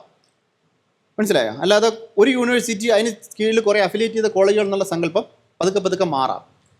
അങ്ങനെ ഓട്ടോണമസ് കോളേജുകൾ എന്നുള്ള സങ്കല്പം വരാം. അപ്പം പ്രൈവറ്റ് സാധ്യത കൂടി, സ്വകാര്യ സർവകലാശാലയ്ക്ക് സാധ്യത കൂടി. എന്തിന്? വിദേശ സർവകലാശാലകൾക്ക് ഈ വകുപ്പിലൂടെയാണ് UGC നിയമം ഭേദഗതി ചെയ്തപ്പോഴത്തേക്കും UGCയിൽ വിദേശ സർവകലാശാലകൾ വരാൻ പോകുന്ന അവസ്ഥയിലേക്ക് എത്തുന്നത്. ഈ വിദേശ സർവകലാശാല ഈ UGC എന്ന് പറയുന്ന ഇതിൻ്റെ കേന്ദ്രീകരണത്തിൻ്റെ ഭാഗമായിട്ട് UGC ഒക്കെ പോവും. UGC ഇപ്പോഴുണ്ടെങ്കിലും UGC നടപ്പാക്കിക്കൊണ്ടിരിക്കുന്ന ഈ കേന്ദ്രീകരണമാണ് എങ്കിലും UGC എന്നുള്ള സങ്കല്പം തന്നെ ഇല്ലാതാവും. UGCയുടെ സ്ഥാനത്ത് ഹയർ എഡ്യൂക്കേഷൻ കമ്മീഷനും ഹയർ എഡ്യൂക്കേഷൻ ഗ്രാൻഡ്സ് കമ്മീഷനും ഒക്കെ പറഞ്ഞ രീതിയിൽ അത് വേറെ തരത്തിലേക്കുള്ള സ്ഥാപനങ്ങളായിട്ട് മാറും. ഗവേഷണ ഫണ്ടിങ്ങിൻ്റെ കാര്യത്തിൽ ഗവേഷണം ഏത് മേഖലയിൽ നടത്തണം എന്നുള്ളത് നേരത്തെ ഫണ്ട് കൊടുക്കുകയും ഗവേഷണങ്ങൾ പ്രോത്സാഹിപ്പിക്കുകയും ചെയ്യുന്നതിന് സ്ഥാനത്ത് ഇപ്പോൾ ഏത് ഗവേഷണമാണ് നടത്തുന്നതെന്ന് പറഞ്ഞാൽ അതനുസരിച്ചുള്ള ഫണ്ടേ കിട്ടൂ. അങ്ങനെ നാഷണൽ റിസർച്ച് ഫൗണ്ടേഷൻ എന്നുള്ള സാധനമായിട്ട് മാറി. അപ്പോൾ നിങ്ങൾ അപേക്ഷിക്കുമ്പോൾ നിങ്ങൾ എന്തിനെക്കുറിച്ചാണ്, അതിനകത്ത് കുറേ ലിസ്റ്റ് ചെയ്തിട്ടുണ്ട്, കുറേ ഗവേഷണ സാധനങ്ങൾ ലിസ്റ്റ് ചെയ്തിട്ടുണ്ട്. ആ ലിസ്റ്റ് ചെയ്തതിനെക്കുറിച്ച് നിങ്ങൾക്ക് അറിയാമല്ലോ. ഇപ്പോൾ ചാണകത്തിൽ നിന്നുള്ള ഗവേഷണമൊക്കെ അതിനകത്ത് വരുന്നുണ്ട്. അങ്ങനെ പുരാതന ഇതിനകത്തുള്ള ഭാരത പാരമ്പര്യത്തിലുള്ള സാധനം വരുന്നുണ്ട്. അന്ന് മറ്റേ ഗണപതിയിൽ ചെയ്ത പ്ലാസ്റ്റിക് സർജറി എന്താണ് എന്ന് നിങ്ങൾക്ക് റിസർച്ച് നടത്താം. അങ്ങനെ നിരവധി കാര്യങ്ങൾ നിങ്ങൾക്ക് റിസർച്ച് നടത്താം. കാരണം നിങ്ങൾ അത് കൊടുത്താൽ അതിന് സാങ്ഷൻ കിട്ടിയാൽ നിങ്ങൾക്ക് ചെയ്യാം. ഈ രീതിയിൽ അതിനകത്ത് ഗവേഷണത്തെ അത്തരത്തിൽ നിയന്ത്രിക്കുന്ന ഒന്നായി മാറി. കാരണം അറിവ് നിർമ്മാണം എന്ന് പറയുന്നത് നിങ്ങൾക്ക് ഇഷ്ടമുള്ള വിഷയത്തിൽ, നിങ്ങൾക്ക് താല്പര്യമുള്ള വിഷയത്തിലല്ല ഗവേഷണം ചെയ്യുന്നത്. ഇവിടെ കുറേ ഗവേഷണ വിഷയങ്ങളുണ്ട്, അതിൽ നിങ്ങൾക്ക് ഗവേഷണം ചെയ്യണം എന്ന രീതിയിലേക്ക് അത് മാറും. എന്ന് മാത്രമല്ല, ഫണ്ടിങ് പുറത്തുനിന്നുണ്ടാക്കണം എന്ന് പറയുമ്പോൾ നമ്മുടെ ഇവിടുത്തെ വ്യവസായ സ്ഥാപനങ്ങളൊക്കെ ആയിട്ട് ലിങ്ക് ചെയ്ത് വർക്ക് ചെയ്യേണ്ടി വരും. വ്യവസായ സ്ഥാപനം ലിങ്ക് ചെയ്ത് വർക്ക് ചെയ്യുന്ന തകരാറൊന്നുമില്ല. പക്ഷേ ഉള്ള കുഴപ്പമെന്ന് വെച്ചാൽ ഫണ്ട് ചരടോടുകൂടിയേ വരുള്ളൂ. മറ്റെങ്ങനെ വെച്ചാൽ ഫണ്ട് സ്വീകരിച്ചുകൊണ്ട് പ്രവർത്തിക്കാമായിരുന്നു. അങ്ങനെയാണല്ലോ ഈ ടാറ്റയുടെയൊക്കെ ഗവേഷണ സ്ഥാപനങ്ങളൊക്കെ ഉണ്ടാകുന്നത്. പക്ഷെ ആദ്യം നിന്ന് മാറിയിട്ട് ഫണ്ട് സ്വീകരിച്ചുള്ള കൃത്യമായിട്ട് ടാർഗറ്റഡ് ആയിട്ടുള്ള ഫണ്ടുകളായിരിക്കും വരാൻ പോകുന്നത്. അങ്ങനെ വരുമ്പോൾ അതും ഗവേഷണത്തെ വല്ലാതെ തടയുന്ന തരത്തിലേക്ക് എത്തും. ഈ രീതിയിലേക്ക് മാറാം. ഞാൻ ഇനി ഇങ്ങനെ പറഞ്ഞാൽ എൻ്റെ ഓർമ്മയിൽ വരുന്നതൊക്കെ ഞാൻ പറഞ്ഞുകൊണ്ടിരിക്കും. അപ്പോൾ ഇത്തരത്തിൽ ആ മേഖലയിൽ ഗവേഷണത്തെ തകർക്കുന്ന രീതിയിലേക്ക് മാറുന്നത്, ശരിക്ക് ധനത്തിൻ്റെ ഒരു കേന്ദ്രീകരണം, പ്രൈവറ്റൈസേഷന് സാധ്യതകൾ ഉണ്ടാക്കുന്നത് ഒക്കെ ഇവിടെ പ്രശ്നങ്ങളായിട്ടാണ് ഉന്നത വിദ്യാഭ്യാസ മേഖല വരുന്നത്. സ്കൂൾ വിദ്യാഭ്യാസ മേഖലയിൽ ഇത്തരത്തിൽ കരിക്കുലം ഷിഫ്റ്റ് ചെയ്യുന്നതോടുകൂടി ഇതിനകത്തൊരു പ്രത്യേകം എന്ന് വെച്ചാൽ ഈ നാഷണൽ എഡ്യൂക്കേഷൻ പോളിസിയിൽ എവിടെയും നിങ്ങൾക്ക് സെക്യുലറിസം എന്ന വാക്ക് കാണാൻ പറ്റില്ല. നിങ്ങൾ സെർച്ച് ചെയ്ത് നോക്കിയാൽ അതിനകത്ത് പൊടി പോലും ഇല്ല. സെക്യുലറിസം എന്നുള്ള വാക്കേ കാണാൻ പറ്റില്ല. അങ്ങനെയുള്ള പ്രത്യേകതയൊക്കെ ഉണ്ട്. സോഷ്യലിസം എന്നുള്ള വാക്കും കാണാൻ പറ്റില്ല. ഭരണഘടനയെ കുറിച്ച് പറയുന്നുണ്ടെങ്കിലും ജനാധിപത്യം ഒക്കെ പറയുന്നുണ്ട്. പക്ഷേ സാഹോദര്യം, സോഷ്യലിസം, സെക്യുലറിസം എന്ന് പറഞ്ഞ 3 വാക്കുകൾ അതിനകത്ത് നിങ്ങൾക്ക് കാണാനേ പറ്റില്ല. അങ്ങനെയാണ് ഉണ്ടാക്കിയിരിക്കുന്നത്. അപ്പം ഇത് ഒക്കെ അതിൻ്റെ പ്രശ്നങ്ങൾ. അപ്പം ഇങ്ങനെയുള്ള ഒരു കാര്യം ആയതുകൊണ്ടാണ് PM ശ്രീ സ്കൂൾ എന്ന് പറയുന്നത് ഇതിൻ്റെ നടത്തിപ്പ് സ്ഥലമായതുകൊണ്ട് ഈ പ്രധാനപ്പെട്ട സ്ഥലങ്ങളിൽ എതിർത്ത് നിൽക്കുന്നത്. കാരണം നമ്മുടെ കൾച്ചറിനെ ഇത് ചെയ്യുന്നു, നമ്മുടെ പരമാധികാരത്തെ ഇല്ലാതാക്കുന്നു. ഇങ്ങനെയൊക്കെയുള്ള പ്രശ്നങ്ങൾ കൊണ്ടാണ് ഈ 3 സംസ്ഥാനങ്ങൾ അതിനെ എതിർത്ത് നിൽക്കുന്നത്. വ്യത്യസ്ത കാരണങ്ങളാണെങ്കിലും കേരളത്തിൽ ഇപ്പം എന്ത് പറ്റിയെന്ന് വെച്ചാൽ 2023 തൊട്ട് 2022 PM ശ്രീ സ്കൂൾ വന്നു. 2023 പകുതിക്ക് ശേഷം പതുക്കെ അങ്ങ് നിർബന്ധം വെച്ചു. SS ഫണ്ടിനെ ഇതുമായിട്ട് ലിങ്ക് ചെയ്തു. PM ശ്രീ സ്കൂള് നടപ്പാക്കിയാൽ മാത്രമേ SS ഫണ്ട് കിട്ടുള്ളൂ എന്നായി. മറ്റ് സംസ്ഥാനങ്ങൾ ഞാൻ പറഞ്ഞത് കുഴപ്പമില്ല. കാരണം അവർ ശമ്പളം കൊടുക്കുന്നത് 10,000 രൂപ 5,000 രൂപയ്ക്ക് ശമ്പളത്തിലായിരിക്കും അധ്യാപകർ നിർത്തിയിരിക്കുന്നത്, SSC നിർത്തിയിരിക്കുന്നത്, സർവശിക്ഷയിൽ നിർത്തിയിരിക്കുന്നത്. നമുക്കിവിടെ അങ്ങനെയല്ല, റെഗുലർ അധ്യാപകരാണ് നിർത്തിയിരിക്കുന്നത്. 10,000-20,000 അധ്യാപകരാണെന്ന് എനിക്ക് തോന്നുന്നു, അല്ലേ? 10,000-20,000 അധ്യാപകരോ മറ്റോ SS അധ്യാപകർ ഇവിടെ ഉണ്ട്. അപ്പോൾ അവരുടെ ശമ്പളമാണ് ഇതിനകത്ത് പോയത്. 60% കേന്ദ്രം തരേണ്ട പൈസ പോയതോടുകൂടി സംസ്ഥാന സർക്കാരിന് കുറേ കൊടുക്കാൻ പറ്റി, പിന്നെ കുറേ കൊടുക്കാൻ പറ്റാതായി നിൽക്കുന്നു. അപ്പോൾ അവർക്ക് ശമ്പളമില്ലാത്ത പ്രശ്നം വരികയും ആ സമ്മർദ്ദം ഇവിടെ ഉണ്ട്. ഇതാണ് ഇവിടുത്തെ ക്രൈസിസ് ഉണ്ടാക്കുന്നത്. മാത്രമല്ല, ഉച്ചഭക്ഷണ പദ്ധതി ഒഴിച്ച് ബാക്കി വിദ്യാഭ്യാസത്തിൻ്റെ മുഴുവൻ ഫണ്ടുകളെയും, വിദ്യാഭ്യാസത്തിൽ വരുന്ന മുഴുവൻ ഫണ്ടുകളെയും ഇപ്പം ഇതുമായി ലിങ്ക് ചെയ്താണ് കൊണ്ടുവരുന്നത്. ഇങ്ങനെ ഒരു ലിങ്കിങ് നടത്തിയിട്ടുണ്ട്. അതോടുകൂടി PM ശ്രീ പദ്ധതി എന്ന് പറയുന്ന സാധനം വീണ്ടും പ്രശ്നമായിട്ട് വരികയാണ്. അപ്പോൾ 2024 തന്നെ PM ശ്രീ സ്കൂൾ പദ്ധതിയിൽ ഒപ്പിടുന്നതിനെക്കുറിച്ച് നമ്മൾ അടുത്ത വർഷം പരിഗണിക്കാമെന്ന് നമ്മൾ പറഞ്ഞിട്ടുണ്ടായിരുന്നു, കേരളം പറഞ്ഞിട്ടുണ്ടായിരുന്നു. അതാണ് ഇപ്പോൾ ഒപ്പിടലായിലേക്കൊക്കെ പോയതെന്ന് തോന്നുന്നു. ഇത് PM ശ്രീ സ്കൂൾ എന്താണെന്നും കൂടെ പറഞ്ഞുകൊണ്ട് ഞാൻ എൻ്റെ സംസാരം അവസാനിപ്പിക്കാം. PM ശ്രീ സ്കൂളുമായി ബന്ധപ്പെട്ടിട്ട് അവർ 7 പില്ലറുകൾ, PM ശ്രീ സ്കൂളിൻ്റെ 7 പില്ലറുകളെ കുറിച്ച് പറയുന്നുണ്ട്. ഒന്നാമത്തെ പില്ലർ എന്ന് പറഞ്ഞാൽ പാഠ്യപദ്ധതി, ബോധനശാസ്ത്രം, മൂല്യനിർണ്ണയം എന്ന് പറഞ്ഞാൽ അവിടെ പഠിപ്പിക്കുന്ന കരിക്കുലവുമായി ബന്ധപ്പെട്ട കാര്യങ്ങൾ, അവിടെ പഠിക്കുന്ന പെഡഗോഗി, അധ്യാപക പരിശീലനം ഉൾപ്പെടെയുള്ള കാര്യങ്ങൾ, മൂല്യനിർണ്ണയം പോലെയുള്ള കാര്യങ്ങൾ, ഇതെല്ലാം അതിനകത്തേക്ക് കടന്നു വരും. എന്ന് പറഞ്ഞാൽ മൂല്യനിർണ്ണയം നടത്തുന്നത് സംസ്ഥാനത്തിൻ്റെ മൂല്യനിർണ്ണയ രീതികളായിരിക്കില്ല. സംസ്ഥാന മൂല്യനിർണ്ണയം നടത്തുകയാണെങ്കിലും കേന്ദ്രത്തിൻ്റെ മാനദണ്ഡങ്ങളനുസരിച്ചുള്ള മൂല്യനിർണ്ണയമായിരിക്കും നടക്കുന്നത്. ഈ മൂല്യനിർണ്ണയ സ്ഥലത്ത് നിങ്ങൾ പരാജയപ്പെട്ടാൽ നിങ്ങൾക്ക് പ്രശ്നമാവും. നമ്മൾ എത്രയൊക്കെ സ്വാതന്ത്ര്യം ഉണ്ടെന്ന് പറഞ്ഞാലും മൂല്യനിർണ്ണയത്തിന് സ്വാതന്ത്ര്യമില്ലെങ്കിൽ തീർന്നില്ലേ. അടുത്തൊരു പ്രധാനപ്പെട്ട പില്ലർ എന്ന് പറഞ്ഞാൽ ആക്സസ് ഇൻഫ്രാസ്ട്രക്ചർ, അതായത് അടിസ്ഥാന സൗകര്യങ്ങൾ വേണം, അങ്ങോട്ട് കയറാൻ പറ്റണം. എന്ന് പറഞ്ഞാൽ സ്കൂളിലേക്കുള്ള വഴി നന്നായിരിക്കണം. സ്കൂളിൽ സുരക്ഷ വേണം, സ്കൂളിൽ മൂത്രപ്പുര വേണം, സ്കൂളിൽ 2 മൂത്രപ്പുരയെങ്കിലും വേണം, ആൺകുട്ടികൾക്കും പെൺകുട്ടികൾക്കും 2 മൂത്രപ്പുരയെങ്കിലും വേണം. ഇതൊക്കെ നമ്മൾ ഈസി ആയിട്ട് പാസ്സായി പോകും. നമുക്കിതൊന്നൊരു പ്രശ്നമല്ലല്ലോ. സ്കൂളിലേക്ക് നല്ല വഴി വേണം, ചുറ്റുമതിൽ നമുക്കിവിടെ ഉണ്ട്, അപ്പോൾ സുരക്ഷയുടെ പ്രശ്നങ്ങളൊന്നുമില്ല. അവർ പറയുന്നതെന്ന് വെച്ചാൽ സ്കൂളിലേക്ക് ശരിക്ക് കടന്നു പോകാനുള്ള വഴി വേണമെന്ന് വരെ പറഞ്ഞു വെച്ചിരിക്കുക. അപ്പോൾ വഴിയില്ലാത്ത സ്കൂളുകളും ഉണ്ടെന്നുള്ളതുകൊണ്ടാണ് അവരങ്ങനെ പറഞ്ഞു വെച്ചേക്കടെ. ഇനി സ്കൂളിൻ്റെ മൊത്തം മനുഷ്യ വിഭവശേഷി, അതിൻ്റെ സ്കൂളിൻ്റെ നേതൃത്വം സംബന്ധിച്ചുള്ള കാര്യം, ഇതൊക്കെ PMC സ്കൂളിൻ്റെ ആ ഡോക്യുമെൻറ്റിൽ ഒരു വലിയ അധ്യായമാണ്. ഈ അധ്യായത്തിൽ എങ്ങനെയാണത് നടപ്പാക്കുന്നത് എന്നുള്ള പ്രായോഗികമായ ഉദാഹരണങ്ങൾ സഹിതം പറഞ്ഞു വെച്ചിട്ടുണ്ട് കേട്ടോ. അപ്പം നമുക്കിവിടെ ഈ സ്കൂളുമായി ചേർന്നിട്ട് സ്കൂൾ മാനേജ്മെൻറ്റ് കമ്മിറ്റി ഉണ്ട്, സ്കൂളിലെ പിന്നെ സ്കൂൾ റിസോഴ്സ് ഗ്രൂപ്പ് എന്ന് പറഞ്ഞൊരു സാധനമുണ്ട് അല്ലേ, ഇവരൊക്കെ PTA എന്ന് പറയുന്ന സാധനമുണ്ട്. ഇതിങ്ങനെ സ്കൂളുമായി ബന്ധപ്പെട്ട് നിൽക്കുന്ന ഒരുപാട് പേരുണ്ട്. അപ്പോൾ അതിൻ്റെ ഒരു പെർഫോമൻസ് എത്രമാത്രം അത്തരം സംവിധാനങ്ങളുണ്ട് എന്നൊരു പരിശോധനയൊക്കെയാണ് PMC സ്കൂൾ ഒരു ക്രൈറ്റീരിയ. അതുപോലെ എല്ലാവരെയും ഉൾക്കൊള്ളുന്നത്, ഇൻക്ലൂസീവ്നെസ്സും അതിൻ്റെ ജെൻഡർ ഇക്വിറ്റി ഒരു പ്രധാനപ്പെട്ട ഇതാണ്. അത് നമുക്കിവിടെ പ്രശ്നമൊന്നുമില്ല. മാനേജ്മെൻറ്റ്, നിരീക്ഷണം, ഭരണനിർവഹണം, അതാണ് അടുത്ത ഒരു പ്രധാനപ്പെട്ട ഇത്. ഇതെല്ലാമാണ് ക്രൈറ്റീരിയകൾ. ഈ ക്രൈറ്റീരിയയിൽ വെച്ചിട്ടാണ് PMC സ്കൂളുകൾ മെച്ചപ്പെടുന്നതും അംഗീകരിക്കപ്പെടുന്നതും പിന്നീട് മെച്ചപ്പെടുന്നതും. ഏറ്റവും ഒടുവിൽ ഗുണഭോക്തൃ സംതൃപ്തി, അതായത് ഇതിൻ്റെ ഗുണഭോക്താക്കളായിട്ടുള്ള രക്ഷകർത്താക്കളും കുട്ടികൾക്കുള്ള സംതൃപ്തി, അതും പരിശോധിക്കും. ഇത്രയും കാര്യങ്ങളാണ് ഈ PMC സ്കൂളുകൾ സ്വീകരിക്കുന്നതിനും PMC സ്കൂളുകൾ പിന്നീട് നടത്തിക്കൊണ്ട് പോകുന്നതിനുള്ള മാനദണ്ഡമായിട്ട് വെച്ചിരിക്കുന്നത്. ഇതിലൊന്നും നമ്മുടെ സ്കൂളുകൾക്കൊരു പ്രശ്നമുണ്ടെന്ന് എനിക്ക് തോന്നുന്നില്ല. കാരണം പശ്ചാത്തല സൗകര്യങ്ങളുടെ കാര്യത്തിൽ നമ്മുടെ സ്കൂളുകൾ വളരെ വളരെ മികച്ചതാണ്. ഇപ്പോൾ കിഫ്ബിയിലൂടെ വരുന്ന ഫണ്ടും കൂടെ വന്നപ്പോഴത്തേക്കും നമുക്ക് പിന്നെ നമ്മുടെ എൻറോൾമെൻറ്റിൻ്റെ കാര്യത്തിൽ ഈ PMC സ്കൂളുകളിൽ ശരാശരിയിൽ മേൽ എൻറോൾമെൻറ്റ് വേണമെന്നാണ് ഒരു നിബന്ധന ഉള്ളത്. അത് ധാരാളം സ്കൂളുകൾ നമുക്കിവിടെ നമ്മുടെ സംസ്ഥാന ശരാശരിയേക്കാൾ കൂടുതൽ എൻറോൾമെൻറ്റ് ധാരാളം നല്ല സ്കൂളുകളുണ്ട്, ബ്ലോക്കിൽ തന്നെ എടുക്കാൻ പറ്റും. അതുകൊണ്ട് അതിലൊന്നും നമുക്ക് പ്രശ്നം ഉണ്ടാവില്ല. PMC സ്കൂളുകൾ ഒരിക്കൽ അക്സെപ്റ്റ് ചെയ്ത് കഴിഞ്ഞാൽ നേരത്തെ പറഞ്ഞതുപോലെ അതിനകത്തൊരു ബോർഡ് വയ്ക്കണം, PMC സ്കൂളാണെന്ന് പറഞ്ഞൊരു വലിയ ബോർഡ് വയ്ക്കണം. ഇപ്പോൾ നമുക്കറിയാം, നമ്മളിവിടെ PMC സ്കൂൾ സംസ്ഥാന സർക്കാർ ഏറ്റെടുത്തിട്ടില്ലെങ്കിലും ഇവിടുത്തെ കേന്ദ്രീയ വിദ്യാലയങ്ങളും നവോദയ വിദ്യാലയങ്ങളും PMC സ്കൂളുകളിലേക്ക് പോയിട്ടുണ്ട്. അത്തരത്തിൽ കുറേ ബോർഡുകൾ കേരളത്തിൽ ഇപ്പോൾ തന്നെയുണ്ട്. 34 എണ്ണം ഉണ്ടെന്ന് എനിക്ക് തോന്നുന്നു, അത്രയുണ്ട്. ഈ PMC സ്കൂള് നമ്മൾ വേണ്ട എന്ന് വെച്ചാൽ നമുക്ക് നഷ്ടപ്പെടാവുന്ന പൈസ ഏതാണ്ട് 300 കോടിയുടെ അടുത്താണ്. അതിൽ കേന്ദ്രവിഹിതമായിട്ടുള്ള ഭാഗമാണ് നമുക്ക് നഷ്ടപ്പെടാൻ സാധ്യതയുള്ളത്. പക്ഷേ അതിൻ്റെ പേരിൽ ലിങ്ക് ചെയ്ത് വെച്ചിരിക്കുന്ന പൈസ അതിനേക്കാൾ വളരെ വലുതാണ്. സർവ്വശിക്ഷയുമായി ബന്ധപ്പെടുത്തി ലിങ്ക് ചെയ്ത് വെച്ചിരിക്കുന്ന പൈസ വളരെ വലുതായതുകൊണ്ടാണ് നമുക്ക് പ്രശ്നം ഉണ്ടാകുന്നത്. ഇതെങ്ങനെയാണ് ഈ PMC സ്കൂളുകളിലെ നിയന്ത്രണങ്ങൾ നടക്കുന്നത് എന്നുള്ളതാണ് നമ്മൾ ഇനി മനസ്സിലാക്കേണ്ട ഒരു കാര്യം. ഞാൻ എൻ്റെ ഭാഗത്തിൻ്റെ അവസാന ഭാഗത്ത് ഞാൻ പറയാമെന്ന് പറഞ്ഞാണ്. ഇതിനകത്ത് നാഷണൽ എഡ്യൂക്കേഷൻ പോളിസി വഴി സംഭവിച്ചൊരു പ്രധാനപ്പെട്ട കാര്യം എന്ന് വെച്ചാൽ 1-2 വലിയ പരമാധികാരങ്ങൾ നമുക്ക് നഷ്ടപ്പെട്ടു പോയി എന്നുള്ളതാണ്.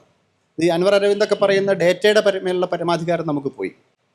നമ്മുടെ കുട്ടികളുടെ ഡേറ്റ ഓരോ സംസ്ഥാനവുമാണ് സൂക്ഷിക്കുന്നത്. അത് വേറെ ആർക്കും കൊടുക്കാറില്ല. അത് ഏതെങ്കിലും ആവശ്യത്തിന് ആരെങ്കിലും ചോദിച്ചാൽ കൊടുക്കേണ്ട കാര്യവുമില്ല. പക്ഷേ ഇതിനകത്ത് ഒരു അപ്പാർ ID എന്നൊരു സാധനം വരികയാണ്. ഒരു യുണീക്ക് ID എല്ലാ വിദ്യാർത്ഥികൾക്കും വരാൻ പോവാണ്.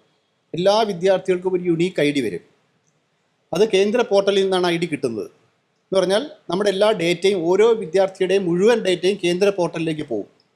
അപ്പോൾ ആ കുട്ടി പ്രീ സ്കൂൾ തൊട്ട് ഡിഗ്രി വരെ പഠിക്കുന്ന അല്ലെങ്കിൽ അതിനപ്പുറം പഠിക്കുന്ന മുഴുവൻ കാര്യങ്ങളും അവിടെ കിടക്കും. ആ ഒരു സ്ഥലത്ത് കാണും. ആ ID ആവുന്നതോടുകൂടി ഡേറ്റ മുഴുവനും അവിടെ കിട്ടും. അപ്പോൾ ഒരു കുട്ടിയുടെ മുഴുവൻ ഡേറ്റയും അവിടേക്ക് പോകും. ഒരു കേന്ദ്രത്തിൻ്റെ കയ്യിലേക്ക്, ഒരു ഒറ്റ കേന്ദ്രത്തിലേക്ക് ഡേറ്റ മുഴുവൻ പോകുന്നു എന്നൊരു പ്രശ്നമുണ്ട്. ഈ ഡേറ്റ കുട്ടിയുടെ സമ്മതമില്ലാതെ തന്നെ ദുരുപയോഗപ്പെടാനും സാധ്യതയുണ്ട്. ഇപ്പോൾ തന്നെ ഒരു നല്ല ഉദാഹരണം പറഞ്ഞാൽ, കേന്ദ്രത്തിൻ്റെ ഒരു പോർട്ടലുണ്ട് UDIS എന്ന് പറഞ്ഞുകൊണ്ട്. എൻറോൾമെൻറ്റ് കാണിക്കുന്ന ഒരു പോർട്ടലാണ് UDIS. 1-ാം ക്ലാസ് തൊട്ട് 12-ാം ക്ലാസ് വരെയുള്ള ക്ലാസ്സുകളിലെ എൻറോൾമെൻറ്റും അത്തരം കുട്ടികളുടെ എണ്ണം എല്ലാം കാണിക്കുന്ന ഒരു പോർട്ടലാണ്. ഇത് മെയിൻറ്റെയിൻ ചെയ്യുന്നത് ഇപ്പോൾ കേന്ദ്ര സർക്കാരാണ് മെയിൻറ്റെയിൻ ചെയ്യുന്നത്. ഈ UDIS ഡേറ്റ നമ്മൾ കേന്ദ്രത്തിന് കൊടുത്തു. ബംഗാൾ കൊടുത്തില്ല, തമിഴ്നാട് കൊടുത്തില്ല. തമിഴ്നാട് എന്താ ചെയ്യുന്നത് വെച്ചാൽ, ഇങ്ങനെ ഒരു യുണീക്ക് ID വേണമെന്ന് പറഞ്ഞപ്പോൾ അവരൊരു മക്കൾ ID എന്നൊരു ID ഉണ്ടാക്കി അവർ വേറൊരു സോഫ്റ്റ്വെയർ വഴി അത് ചെയ്യാൻ തുടങ്ങി. ബംഗാൾ എന്താ ചെയ്യുന്നത് വെച്ചാൽ, ഞങ്ങളുടെ തന്നെ ഒരു സോഫ്റ്റ്വെയർ സംവിധാനമുണ്ട്, ഞങ്ങൾക്ക് തന്നെ ഒരു വിദ്യാഭ്യാസ നയം ഉണ്ടെന്ന് പറഞ്ഞുകൊണ്ട് അവർ അത്തരത്തിലേക്ക് അവർ മാറി. കർണാടക ആദ്യഘട്ടത്തിൽ PMC സ്കൂളിലായിരുന്നു, BJP അവിടെ ഭരിക്കുന്ന സമയത്ത് PMC സ്കൂളായിരുന്നു. കർണാടക പിൻവാങ്ങി. കർണാടക ഇപ്പോൾ അതിൽ നിന്ന് മാറിയിട്ട് അവർ തന്നെത്താനെ ഒരു നയം ഉണ്ടാക്കാനും മറ്റു കാര്യങ്ങൾ ചെയ്യാൻ ശ്രമിക്കുകയാണ്, പാരലൽ നെറ്റ്വർക്ക് ഉണ്ടാക്കാൻ ശ്രമിക്കുകയാണ്. കേരളം UDIS ഡേറ്റ കൊടുക്കുകയാണ് ചെയ്തത് ആ സമയത്ത്. അപ്പം ഞാൻ പറഞ്ഞില്ല, കേരളം പലതും നടപ്പാക്കിയതിനകത്ത് ഇതും അതിനകത്തുണ്ട്. മറ്റൊന്ന് ഈ ഉന്നത വിദ്യാഭ്യാസത്തിലെ അക്കാദമിക് ബാങ്ക് ക്രെഡിറ്റ് ABC എന്നൊരു സാധനമുണ്ട്. നമ്മൾ ഒരു കുട്ടി പഠിക്കുമ്പോൾ കുട്ടിക്ക് നമ്മുടെ ക്രെഡിറ്റ് സെമസ്റ്റർ സമ്പ്രദായം അറിയാമല്ലോ. കുട്ടി ക്രെഡിറ്റ് അച്ചീവ് ചെയ്യണം. ഒരു ക്ലാസ്സിൽ നിന്ന് അടുത്ത ക്ലാസ്സിലേക്ക് പോകണമെങ്കിൽ, അടുത്ത ഉയരത്തിലേക്ക് പോകണമെങ്കിൽ, അടുത്ത തലത്തിലേക്ക് പോകണമെങ്കിൽ ക്രെഡിറ്റുകൾ അച്ചീവ് ചെയ്തേ പോകാൻ പറ്റുള്ളൂ. അപ്പോൾ ഈ ക്രെഡിറ്റിനൊരു സെൻട്രലൈസ്ഡ് മോണിറ്ററിങ് വരികയാണ്. എന്ന് പറഞ്ഞാൽ ഞാനിപ്പോൾ ഒന്നാം വർഷം ഞാൻ പുറത്ത് പോയി, ഞാൻ എക്സിറ്റ് എടുത്തു 4 വർഷത്തെ കോഴ്സിൽ നിന്ന്, ഡിഗ്രി കോഴ്സിൽ നിന്ന്. പിന്നെ ഞാൻ തിരിച്ചു വരുമ്പോഴത്തേക്ക് അത്രയും ക്രെഡിറ്റ് എൻ്റെ അവിടെ കിടക്കും. പിന്നെ ഞാൻ അതിൻ്റെ മുകളിൽ ക്രെഡിറ്റ് ഉണ്ടാക്കിയാൽ മതി. അങ്ങനെ ക്രെഡിറ്റ് ഉണ്ടാക്കണമെങ്കിൽ എൻ്റെ അപ്പാർ ഐഡിയിലാണ് ആ ക്രെഡിറ്റ് മുഴുവൻ കണക്കാക്കുന്നത്. അങ്ങനെ വരുമ്പോൾ ABC എന്ന് പറയുന്ന ഈ സിസ്റ്റം, ഈ ക്രെഡിറ്റ് ബാങ്കിങ് സിസ്റ്റം നടപ്പാക്കിയാൽ മാത്രമേ നടക്കുകയുള്ളൂ. കേരളം നടപ്പാക്കി. അപ്പോൾ അത് ഇതിൻ്റെ ഭാഗമാണ്, ഈ നാഷണൽ എഡ്യൂക്കേഷൻ പോളിസിയുടെ ഭാഗമാണ്. മറ്റ് സംസ്ഥാനങ്ങൾ അത് പാരലായിട്ടാണ് ഡെവലപ്പ് ചെയ്തുകൊണ്ടിരിക്കുന്നത്. നമ്മൾ അത് നടപ്പാക്കുകയും ചെയ്തു. അപ്പോൾ ഇങ്ങനെ നമ്മൾ പലതുമായിട്ട് ഇതിനകത്ത് ഓൾറെഡി അഫിലിയേറ്റ് ചെയ്ത് കഴിഞ്ഞു പലതരത്തിലും. പൈസയുടെ ഞാൻ സാമ്പത്തിക അധികാരം നമ്മുടെ കയ്യിൽ നിന്ന് പോയി എന്ന് പറഞ്ഞതും കൂടെ ഒന്ന് പറഞ്ഞുകൊണ്ട് നിർത്താം. അത് ഇതിനകത്ത് മാത്രമല്ല, എല്ലായിടത്തും പ്രശ്നമാകുന്ന ഒന്നാണ്. 2021 പ്രോജക്റ്റ് ഫിനാൻസ് മാനേജ്മെൻറ്റ് സിസ്റ്റം എന്നൊരു സോഫ്റ്റ്വെയർ കേന്ദ്രം ഇൻസ്റ്റാൾ ചെയ്തു. എല്ലാ ഇന്ത്യയിൽ നടക്കുന്ന മുഴുവൻ പദ്ധതികളും മോണിറ്റർ ചെയ്യുന്നതിനുള്ള, പദ്ധതികളുടെ പണം അലോട്ട്മെൻറ്റ്, സംസ്ഥാനങ്ങളുടെ അലോട്ട്മെൻറ്റ് മോണിറ്റർ ചെയ്യുന്നതിനൊക്കെയാണ് ചെയ്തത്. നേരത്തെ എങ്ങനെയാണെന്ന് വെച്ചാൽ ഓരോ സംസ്ഥാനത്തിനും ഇപ്പം നമുക്ക് NHMൻ്റെ പൈസയുണ്ട്, നാഷണൽ ഹെൽത്ത് മിഷൻ്റെ പൈസ ഉണ്ടെങ്കിൽ നമുക്ക് പൈസ ഇങ്ങ് തരും, ആദ്യമേ അഡ്വാൻസ് തരും. പിന്നീട് നമ്മൾ യൂട്ടിലൈസേഷൻ കൊടുത്താൽ അടുത്ത ഗഡു തരുള്ളൂ. അപ്പോൾ യൂട്ടിലൈസേഷൻ നമ്മൾ നടത്തും. നമുക്കത് എങ്ങനെ യൂട്ടിലൈസ് ചെയ്യണം നമ്മുടെ ഇതിനകത്താണ്, നമുക്ക് തീരുമാനിക്കാം. നമ്മളത് യൂട്ടിലൈസ് ചെയ്ത് നമ്മൾ പിന്നീട് അതിൻ്റെ കംപ്ലീഷൻ കൊടുക്കുന്ന സമയത്ത് അടുത്ത ഗഡു റിലീസ് ചെയ്യും. ഈ രീതിയിൽ പോകുന്ന ഒരു ഫ്രീഡം ഉണ്ടായിരുന്നു. ഈ പൈസ ഇവിടെ കിടക്കുകയും ചെയ്യും. ആ പൈസയിൽ കുറച്ച് ഇൻട്രസ്റ്റ് ഒക്കെ വരും. ആ ഇൻട്രസ്റ്റ് അവർ കണക്കാക്കുമെങ്കിലും അത് നമുക്ക് ഉപയോഗിക്കാൻ കിട്ടും. ആ രീതിയിൽ ഉപയോഗിക്കാനും കിട്ടും. അപ്പോൾ അങ്ങനെയൊക്കെ ഒരു കോടിക്കണക്കിന് രൂപയല്ലേ. അപ്പോൾ ഇങ്ങനെ ഒരു രീതിയായിരുന്നു. പക്ഷേ ഇപ്പം എങ്ങനെയാണെന്ന് വെച്ചാൽ അങ്ങനെ പൈസ തരികയല്ല ചെയ്യുന്നത്. ഈ പ്രോജക്റ്റ് ഫിനാൻസ് മാനേജ്മെൻറ്റ് സിസ്റ്റം എന്ന് പറയുന്ന ഇതിനനുസരിച്ച് എല്ലാ സംസ്ഥാനത്തിലും ഒരു ഫിനാൻസ് മാനേജ്മെൻറ്റ് സിസ്റ്റം ഉണ്ട്. നമുക്കൊരു ഇൻറ്റേർണൽ ഫിനാൻസ് മാനേജ്മെൻറ്റ് സിസ്റ്റം ഇവിടെ ഉണ്ടാക്കിയിട്ടുണ്ട്. എല്ലാ സംസ്ഥാനങ്ങളും, കേരളം ഉണ്ടാക്കിയിട്ടുണ്ട്. അത് കേന്ദ്രത്തിൻ്റെ നിർദ്ദേശം അനുസരിച്ചാണ്. അത് നമ്മുടെ ട്രഷറിയുമായിട്ട് ലിങ്ക് ചെയ്ത് നമ്മുടെ എല്ലാ ഫണ്ടിങ്ങുമായി ബന്ധപ്പെട്ടിട്ടാണ് ആ സോഫ്റ്റ്വെയർ കിടക്കുന്നത്. ഈ പ്രോജക്റ്റ് ഫൈനാൻസ് മാനേജ്മെൻറ്റ് സിസ്റ്റവും നമ്മുടെ IFMS-ഉമായിട്ട് ലിങ്ക്ഡാണ്. അത് ലിങ്ക് ചെയ്തിരിക്കുകയാണ്. ആ 2 സോഫ്റ്റ്വെയറുകൾ തമ്മിൽ കമ്മ്യൂണിക്കേറ്റ് ചെയ്യും. ഇതെന്തെങ്കിലും റിക്വസ്റ്റ് കൊടുത്തു കഴിഞ്ഞാൽ, അഥവാ ഇതൊരു സർവീസ് വിളിച്ചാൽ, ഒരു ഡേറ്റയുടെ ഒരു ആവശ്യത്തിനൊരു സർവീസ് വിളിച്ചാൽ നമ്മുടെ സോഫ്റ്റ്വെയർ ആ സർവീസ് കൊടുക്കും. അപ്പം നമ്മളെ സംബന്ധിച്ച് എല്ലാ പദ്ധതികളുടെയും ഡേറ്റ ഇതിനകത്തൂടെയാണ് നമ്മൾ കണക്കാക്കിക്കൊണ്ടിരിക്കുന്നത്. അതിനകത്തുള്ള വിവരങ്ങളെല്ലാം കിടക്കുന്നത്, അതിൻ്റെ യൂട്ടിലൈസേഷൻ എല്ലാം കിടക്കുന്നതാണ്. കേന്ദ്രത്തിൻ്റെ ഇതിനകത്ത് അതെല്ലാം അറിയാനും പറ്റും. ഇതാണ് എൻ്റെ പ്രത്യേകത. മാത്രമല്ല, പണ്ട് ഒരു പദ്ധതിക്ക് നമുക്ക് ഒന്നിൽ കൂടുതൽ അക്കൗണ്ട് തുടങ്ങാമായിരുന്നു, പല ജില്ലകളിൽ തുടങ്ങാമായിരുന്നു. ഇപ്പം അങ്ങനെയല്ല, ഒറ്റ ഇതേ തുടങ്ങാൻ പാടുള്ളൂ, ഒറ്റ അക്കൗണ്ടേ പാടുള്ളൂ. അപ്പോൾ ആ ഒറ്റ അക്കൗണ്ടിൽ വരുന്ന പൈസ, അതിൻ്റെ യൂട്ടിലൈസേഷൻ, അതിൻ്റെ എല്ലാ കാര്യവും ഒരേ സമയത്ത് കേന്ദ്രത്തിലേക്കും കൂടെ വന്നുകൊണ്ടിരിക്കും. ഒരു കണക്കിന് നല്ലതാണ്. കാരണം പൈസയ്ക്ക് വേണ്ട റിക്വസ്റ്റുകൾ അപ്പോൾ വെച്ചാൽ മതി. ഇപ്പോൾ ഈ മാസം നമുക്ക് ഒരു 100 കോടി രൂപ വേണം, നമ്മളിവിടെ ശമ്പളം കൊടുക്കാനോ അല്ലെങ്കിൽ എന്തെങ്കിലും ആവശ്യം 100 കോടി രൂപ വേണം. 100 കോടി രൂപ അപ്പം തന്നെ നമ്മുടെ സോഫ്റ്റ്വെയർ ഉണ്ടല്ലോ, നമ്മുടെ സോഫ്റ്റ്വെയറിൽ നമ്മൾ അതിൻ്റെ ക്രൈറ്റീരിയ എല്ലാം പൂരിപ്പിച്ച് നമ്മളങ്ങ് അയക്കുമ്പോൾ തന്നെ ഉടനെ കേന്ദ്രത്തിൻ്റെ പ്രോജക്റ്റ് ഫിനാൻസ് മാനേജ്മെൻറ്റ് സോഫ്റ്റ്വെയർ അത് ഉടനെ തന്നെ എടുക്കുന്നു, പരിശോധിക്കുന്നു, ഓട്ടോമാറ്റിക്കായിട്ട് പരിശോധിക്കുന്നു, 100 കോടി രൂപ വരുന്നു. മനോഹരമാണ്. അപ്പോൾ ടൈം ഡിലേ ഇല്ല, ജസ്റ്റ് ഇൻ ടൈം എന്നാണ് പറയുന്നത്. JIT എന്ന് പറയും, ജസ്റ്റ് ഇൻ ടൈം ക്യാഷ് ട്രാൻസ്ഫറാണ്. നമുക്ക് ആവശ്യമുള്ളപ്പോൾ പൈസ വരും. പക്ഷേ എന്ത് പറ്റിയെന്ന് വെച്ചാൽ, ഈ PFMS-ൽ കൊണ്ടുപോയി ക്രൈറ്റീരിയകൾ വെച്ചതിനകത്ത് PM ശ്രീ സ്കൂൾ ക്രൈറ്റീരിയ ആയിട്ട് വെച്ചു. നമ്മളിവിടെ നിന്ന് അയക്കുമ്പം SS-ൻ്റെ ഫണ്ട് അയക്കുന്ന സമയം, SS-ൻ്റെ ഫണ്ടിന് റിക്വസ്റ്റ് അയക്കുന്ന സമയത്ത് ആ സോഫ്റ്റ്വെയർ പരിശോധിക്കുന്ന ക്രൈറ്റീരിയകളിൽ ഒന്ന് PM ശ്രീ സ്കൂൾ നടപ്പാക്കിയിട്ടുണ്ടോ എന്നാണ്. നടപ്പാക്കിയിട്ടില്ലെങ്കിൽ അത് അപ്പം തന്നെ ഡിക്ലൈൻ ചെയ്ത് തിരിച്ചു വരും. ഇത് തിരിച്ചു വരുമ്പോൾ നമുക്ക് വലിയ പ്രശ്നമാണ്. നമ്മൾക്കറിയില്ലല്ലോ തിരിച്ചു വരുന്നതിൻ്റെ കാരണങ്ങൾ. ഇതൊരു ടെക്നിക്കൽ ഇഷ്യൂ ആയിട്ടും ഒരു ബ്യൂറോക്രാറ്റിക് ഇഷ്യൂ ആയിട്ടാണ് ഇവിടെ ട്രീറ്റ് ചെയ്യപ്പെടുന്നത്. പലപ്പോഴും ഇത് ബ്യൂറോക്രാറ്റ്സിനകത്ത് വലിയ പങ്കുണ്ട് ഈ കാര്യത്തിൽ. അതിനെക്കുറിച്ച് പറഞ്ഞില്ല.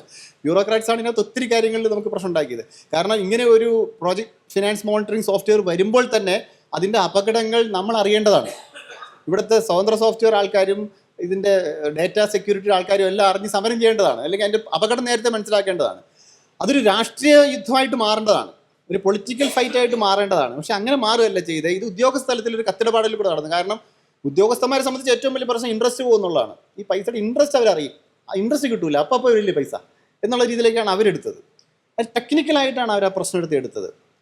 ഈ ടെക്നിക്കലായിട്ടുള്ള ഫീഡിങ് കൊണ്ടായിരിക്കാം നമ്മുടെ ഗവൺമെൻറ്റുകൾക്കും അത്തരത്തിലേക്ക് കാര്യങ്ങൾ മനസ്സിലായിട്ടുള്ളൂ. പക്ഷേ ഇത് യഥാർത്ഥത്തിൽ നമ്മുടെ ഫെഡറൽ അധികാരത്തെ, നമ്മുടെ ഡേറ്റയുടെ മുകളിലുള്ള പരമാധികാരത്തെ, അതിനെയാണ് ഇത് ഈ ഒരു സാധനം നിയന്ത്രിച്ച് വെച്ചേക്കണേ. ഒരു ചെറിയൊരു ടെക്നിക്ക് വെച്ച് നിയന്ത്രിച്ച് വെച്ചിരിക്കുകയാണ്. ഇങ്ങനെ ഒരു വലിയ പ്രശ്നം ഇതിൻ്റെ പുറകിലുണ്ട്. അപ്പം നമ്മൾ ഈ സാങ്കേതികത്വം പരിഹരിക്കാനായിട്ടാണ് എല്ലാവരും ശ്രമിച്ചുകൊണ്ടിരിക്കുന്നത്. ഈ സാങ്കേതികത്വം പരിഹരിക്കണം. അപ്പോൾ PMC സ്കൂളിൽ ഒപ്പിട്ട് കഴിഞ്ഞാൽ സാങ്കേതികത്വം തീർന്നല്ലോ, അങ്ങ് പൊക്കോളും. ആ ടിക്കും കൂടെ വീണ ആ പൈസ കിട്ടും. ഇതാണ് ശരിയാണത്. ആ ടിക്ക് വീണ പൈസ കിട്ടും. ഇതാണ് അതിൻ്റെ രീതി. അപ്പോൾ വളരെ വലിയ രാഷ്ട്രീയ പ്രശ്നങ്ങളെയും വളരെ വലിയ പ്രത്യാഘാതം ഉണ്ടാക്കുന്ന നയപരമായ തീരുമാനം എടുക്കേണ്ടതിനെയും ഒരു ചെറിയ സോഫ്റ്റ്വെയറിൻ്റെ ഇഷ്യൂയിലേക്ക്, ഒരു ടെക്നിക്കൽ ഇഷ്യൂയിലേക്ക് ചെറുതാക്കാൻ പറ്റുകയും എല്ലാ സമരങ്ങളെ ഇല്ലാതാക്കുകയും ചെയ്തു, എല്ലാ പ്രതിരോധങ്ങളെ ഇല്ലാതാക്കാൻ പറ്റി എന്നുള്ളതാണ് ഇതിൻ്റെ ഒരു നേട്ടം. ഇത്തരത്തിലാണ് ന്യൂ എഡ്യൂക്കേഷൻ പോളിസി ഇവിടേക്ക് കടന്നു വന്നിരിക്കുന്നത്. ഇതിൻ്റെ ബഹുമുഖമായ കാര്യങ്ങൾ നിങ്ങൾ ആലോചിച്ച് നോക്കും. ഒന്നാമത് ന്യൂ എഡ്യൂക്കേഷൻ പോളിസിയുടെ വിവിധ പ്രശ്നങ്ങളുണ്ട്. ഇതിനെ നമുക്ക് രാഷ്ട്രീയമായിട്ട് ചെറുക്കാൻ പറ്റിയിട്ടില്ല. അത്തരത്തിൽ എതിർപ്പുകൾ ഉണ്ടാവേണ്ടിയിരിക്കുന്നു. ആ എതിർപ്പുകൾ നമുക്ക് ഇതിനെ മുമ്പോട്ട് കൊണ്ടുവരാൻ പറ്റിയിട്ടില്ല. പടിപടിയായിട്ട് നമ്മുടെ ഓരോ അധികാരങ്ങളെ, ഓരോ പരമാധികാരങ്ങളെ നമ്മൾ ഇല്ലാതാക്കിക്കൊണ്ടിരിക്കുകയാണ്. സ്വാതന്ത്ര്യം ഉണ്ടെന്ന് പറഞ്ഞാൽ നമുക്ക് സ്വാതന്ത്ര്യമില്ല. ശരിക്കും പറഞ്ഞാൽ സ്വാതന്ത്ര്യമില്ല ഇതിനകത്ത്. അക്കാഡമിക് സ്വാതന്ത്ര്യം നമ്മുടെ പോവുകയാണ്. ഞാൻ നേരത്തെ പറഞ്ഞതുപോലെ സെൻട്രലൈസേഷൻ എന്ന് പറഞ്ഞാൽ എല്ലാത്തരം സെൻട്രലൈസേഷൻ നടക്കുന്നു. ഇതിൻ്റെ ഭരണപരമായ സെൻട്രലൈസേഷൻ നടക്കുന്നു വിദ്യാഭ്യാസത്തിൻ്റെ മേലെ. പ്രീ പ്രൈമറി തൊട്ട് ഹയർ സെക്കൻഡറി വരെയുള്ള ഭരണപരമായ സ്വാതന്ത്ര്യം നമ്മുടെ പോവുകയാണ്. നമ്മുടെ പരമാധികാരം നഷ്ടപ്പെട്ടു പോവുകയാണ്. അവിടെയുള്ള അക്കാഡമിക് ആയിട്ടുള്ള ഫ്രീഡം നമുക്ക് നഷ്ടപ്പെടുകയാണ്. അവിടെ എന്ത് പഠിപ്പിക്കണം എന്ന് തീരുമാനിക്കാനുള്ള സ്വാതന്ത്ര്യം നമുക്ക് പോകുന്നു. എന്ത് റിസർച്ച് ചെയ്യണം എന്നുള്ള നാടിന് ചേർന്നൊരു ഗവേഷണം നാളെ നമുക്ക് വേണമെന്ന് വിചാരിച്ചാൽ ചിലപ്പോൾ നടക്കില്ല. വിദ്യാഭ്യാസത്തെ അങ്ങനെയാണല്ലോ വെച്ചിരുന്നത്. നാടിന് ചേർന്ന ഗവേഷണങ്ങൾ ഉണ്ടാവണമെന്നല്ലേ. അങ്ങനെയാണെങ്കിൽ അതുപോലും ചിലപ്പോൾ നടക്കാത്ത രീതിയിലേക്ക് ഇതിനെ മുഴുവൻ കവർന്നുകൊണ്ട് പോവാം. നമുക്ക് പറ്റാത്ത ഒരു തലമുറ, നമ്മുടെ നാടിന് പറ്റാത്ത ഒരു തലമുറയെ തന്നെ ഉൽപ്പാദിപ്പിക്കുന്ന രീതിയിലേക്ക് ഇത് മാറാൻ സാധിക്കുന്നു.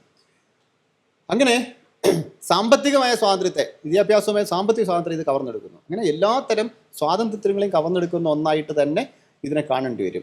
പക്ഷെ ഇതിനെ ചെറുക്കണമെങ്കിൽ ഈ തരത്തിലൊന്നും നമ്മൾ മനസ്സിലാക്കിയാൽ പോരാ. ഇതിനേക്കാൾ വലിയ തരത്തിലുള്ള പ്രക്ഷോഭങ്ങൾ ഉണ്ടാവേണ്ടതുണ്ട്. ഇപ്പോൾ തമിഴ്നാടിനും ബംഗാളിനും അത് സാധിക്കുന്നത് അവിടെ മൊത്തത്തിൽ ജനത തന്നെ, പൊതുവിൽ ജനത മുഴുവനായി തന്നെ എതിർത്ത് നിൽക്കുന്ന ഒരു സംരംഭമാണ്. പക്ഷെ ഇവിടെ നമുക്ക് അത്തരത്തിൽ ഒരു യൂണിഫോം ആയിട്ടുള്ള ഒരു സമഗ്രമായ ഒരു രാഷ്ട്രീയ എതിർപ്പിനെ ഉണ്ടാക്കിക്കൊണ്ടുവരാൻ കേരളത്തിൽ പലപ്പോഴും പറ്റാത്തത് കൊണ്ട് നമ്മുടെ അത്തരം ഫൈറ്റുകളെല്ലാം, അത്തരം പോരാട്ടങ്ങളെല്ലാം തന്നെ പരാജയപ്പെടുന്നതും കണ്ടുകൊണ്ടിരിക്കുകയാണ്. അതുകൊണ്ട് ഇത് ആരുടെയും കുറ്റം, ഇന്നയാളുടെ കുറ്റം എന്നല്ല പറയുന്നത്, നമ്മുടെ തന്നെ ഒരു പ്രശ്നമായിട്ട് നമ്മളിത് മനസ്സിലാക്കേണ്ടിയിരിക്കുന്നു. നന്ദി.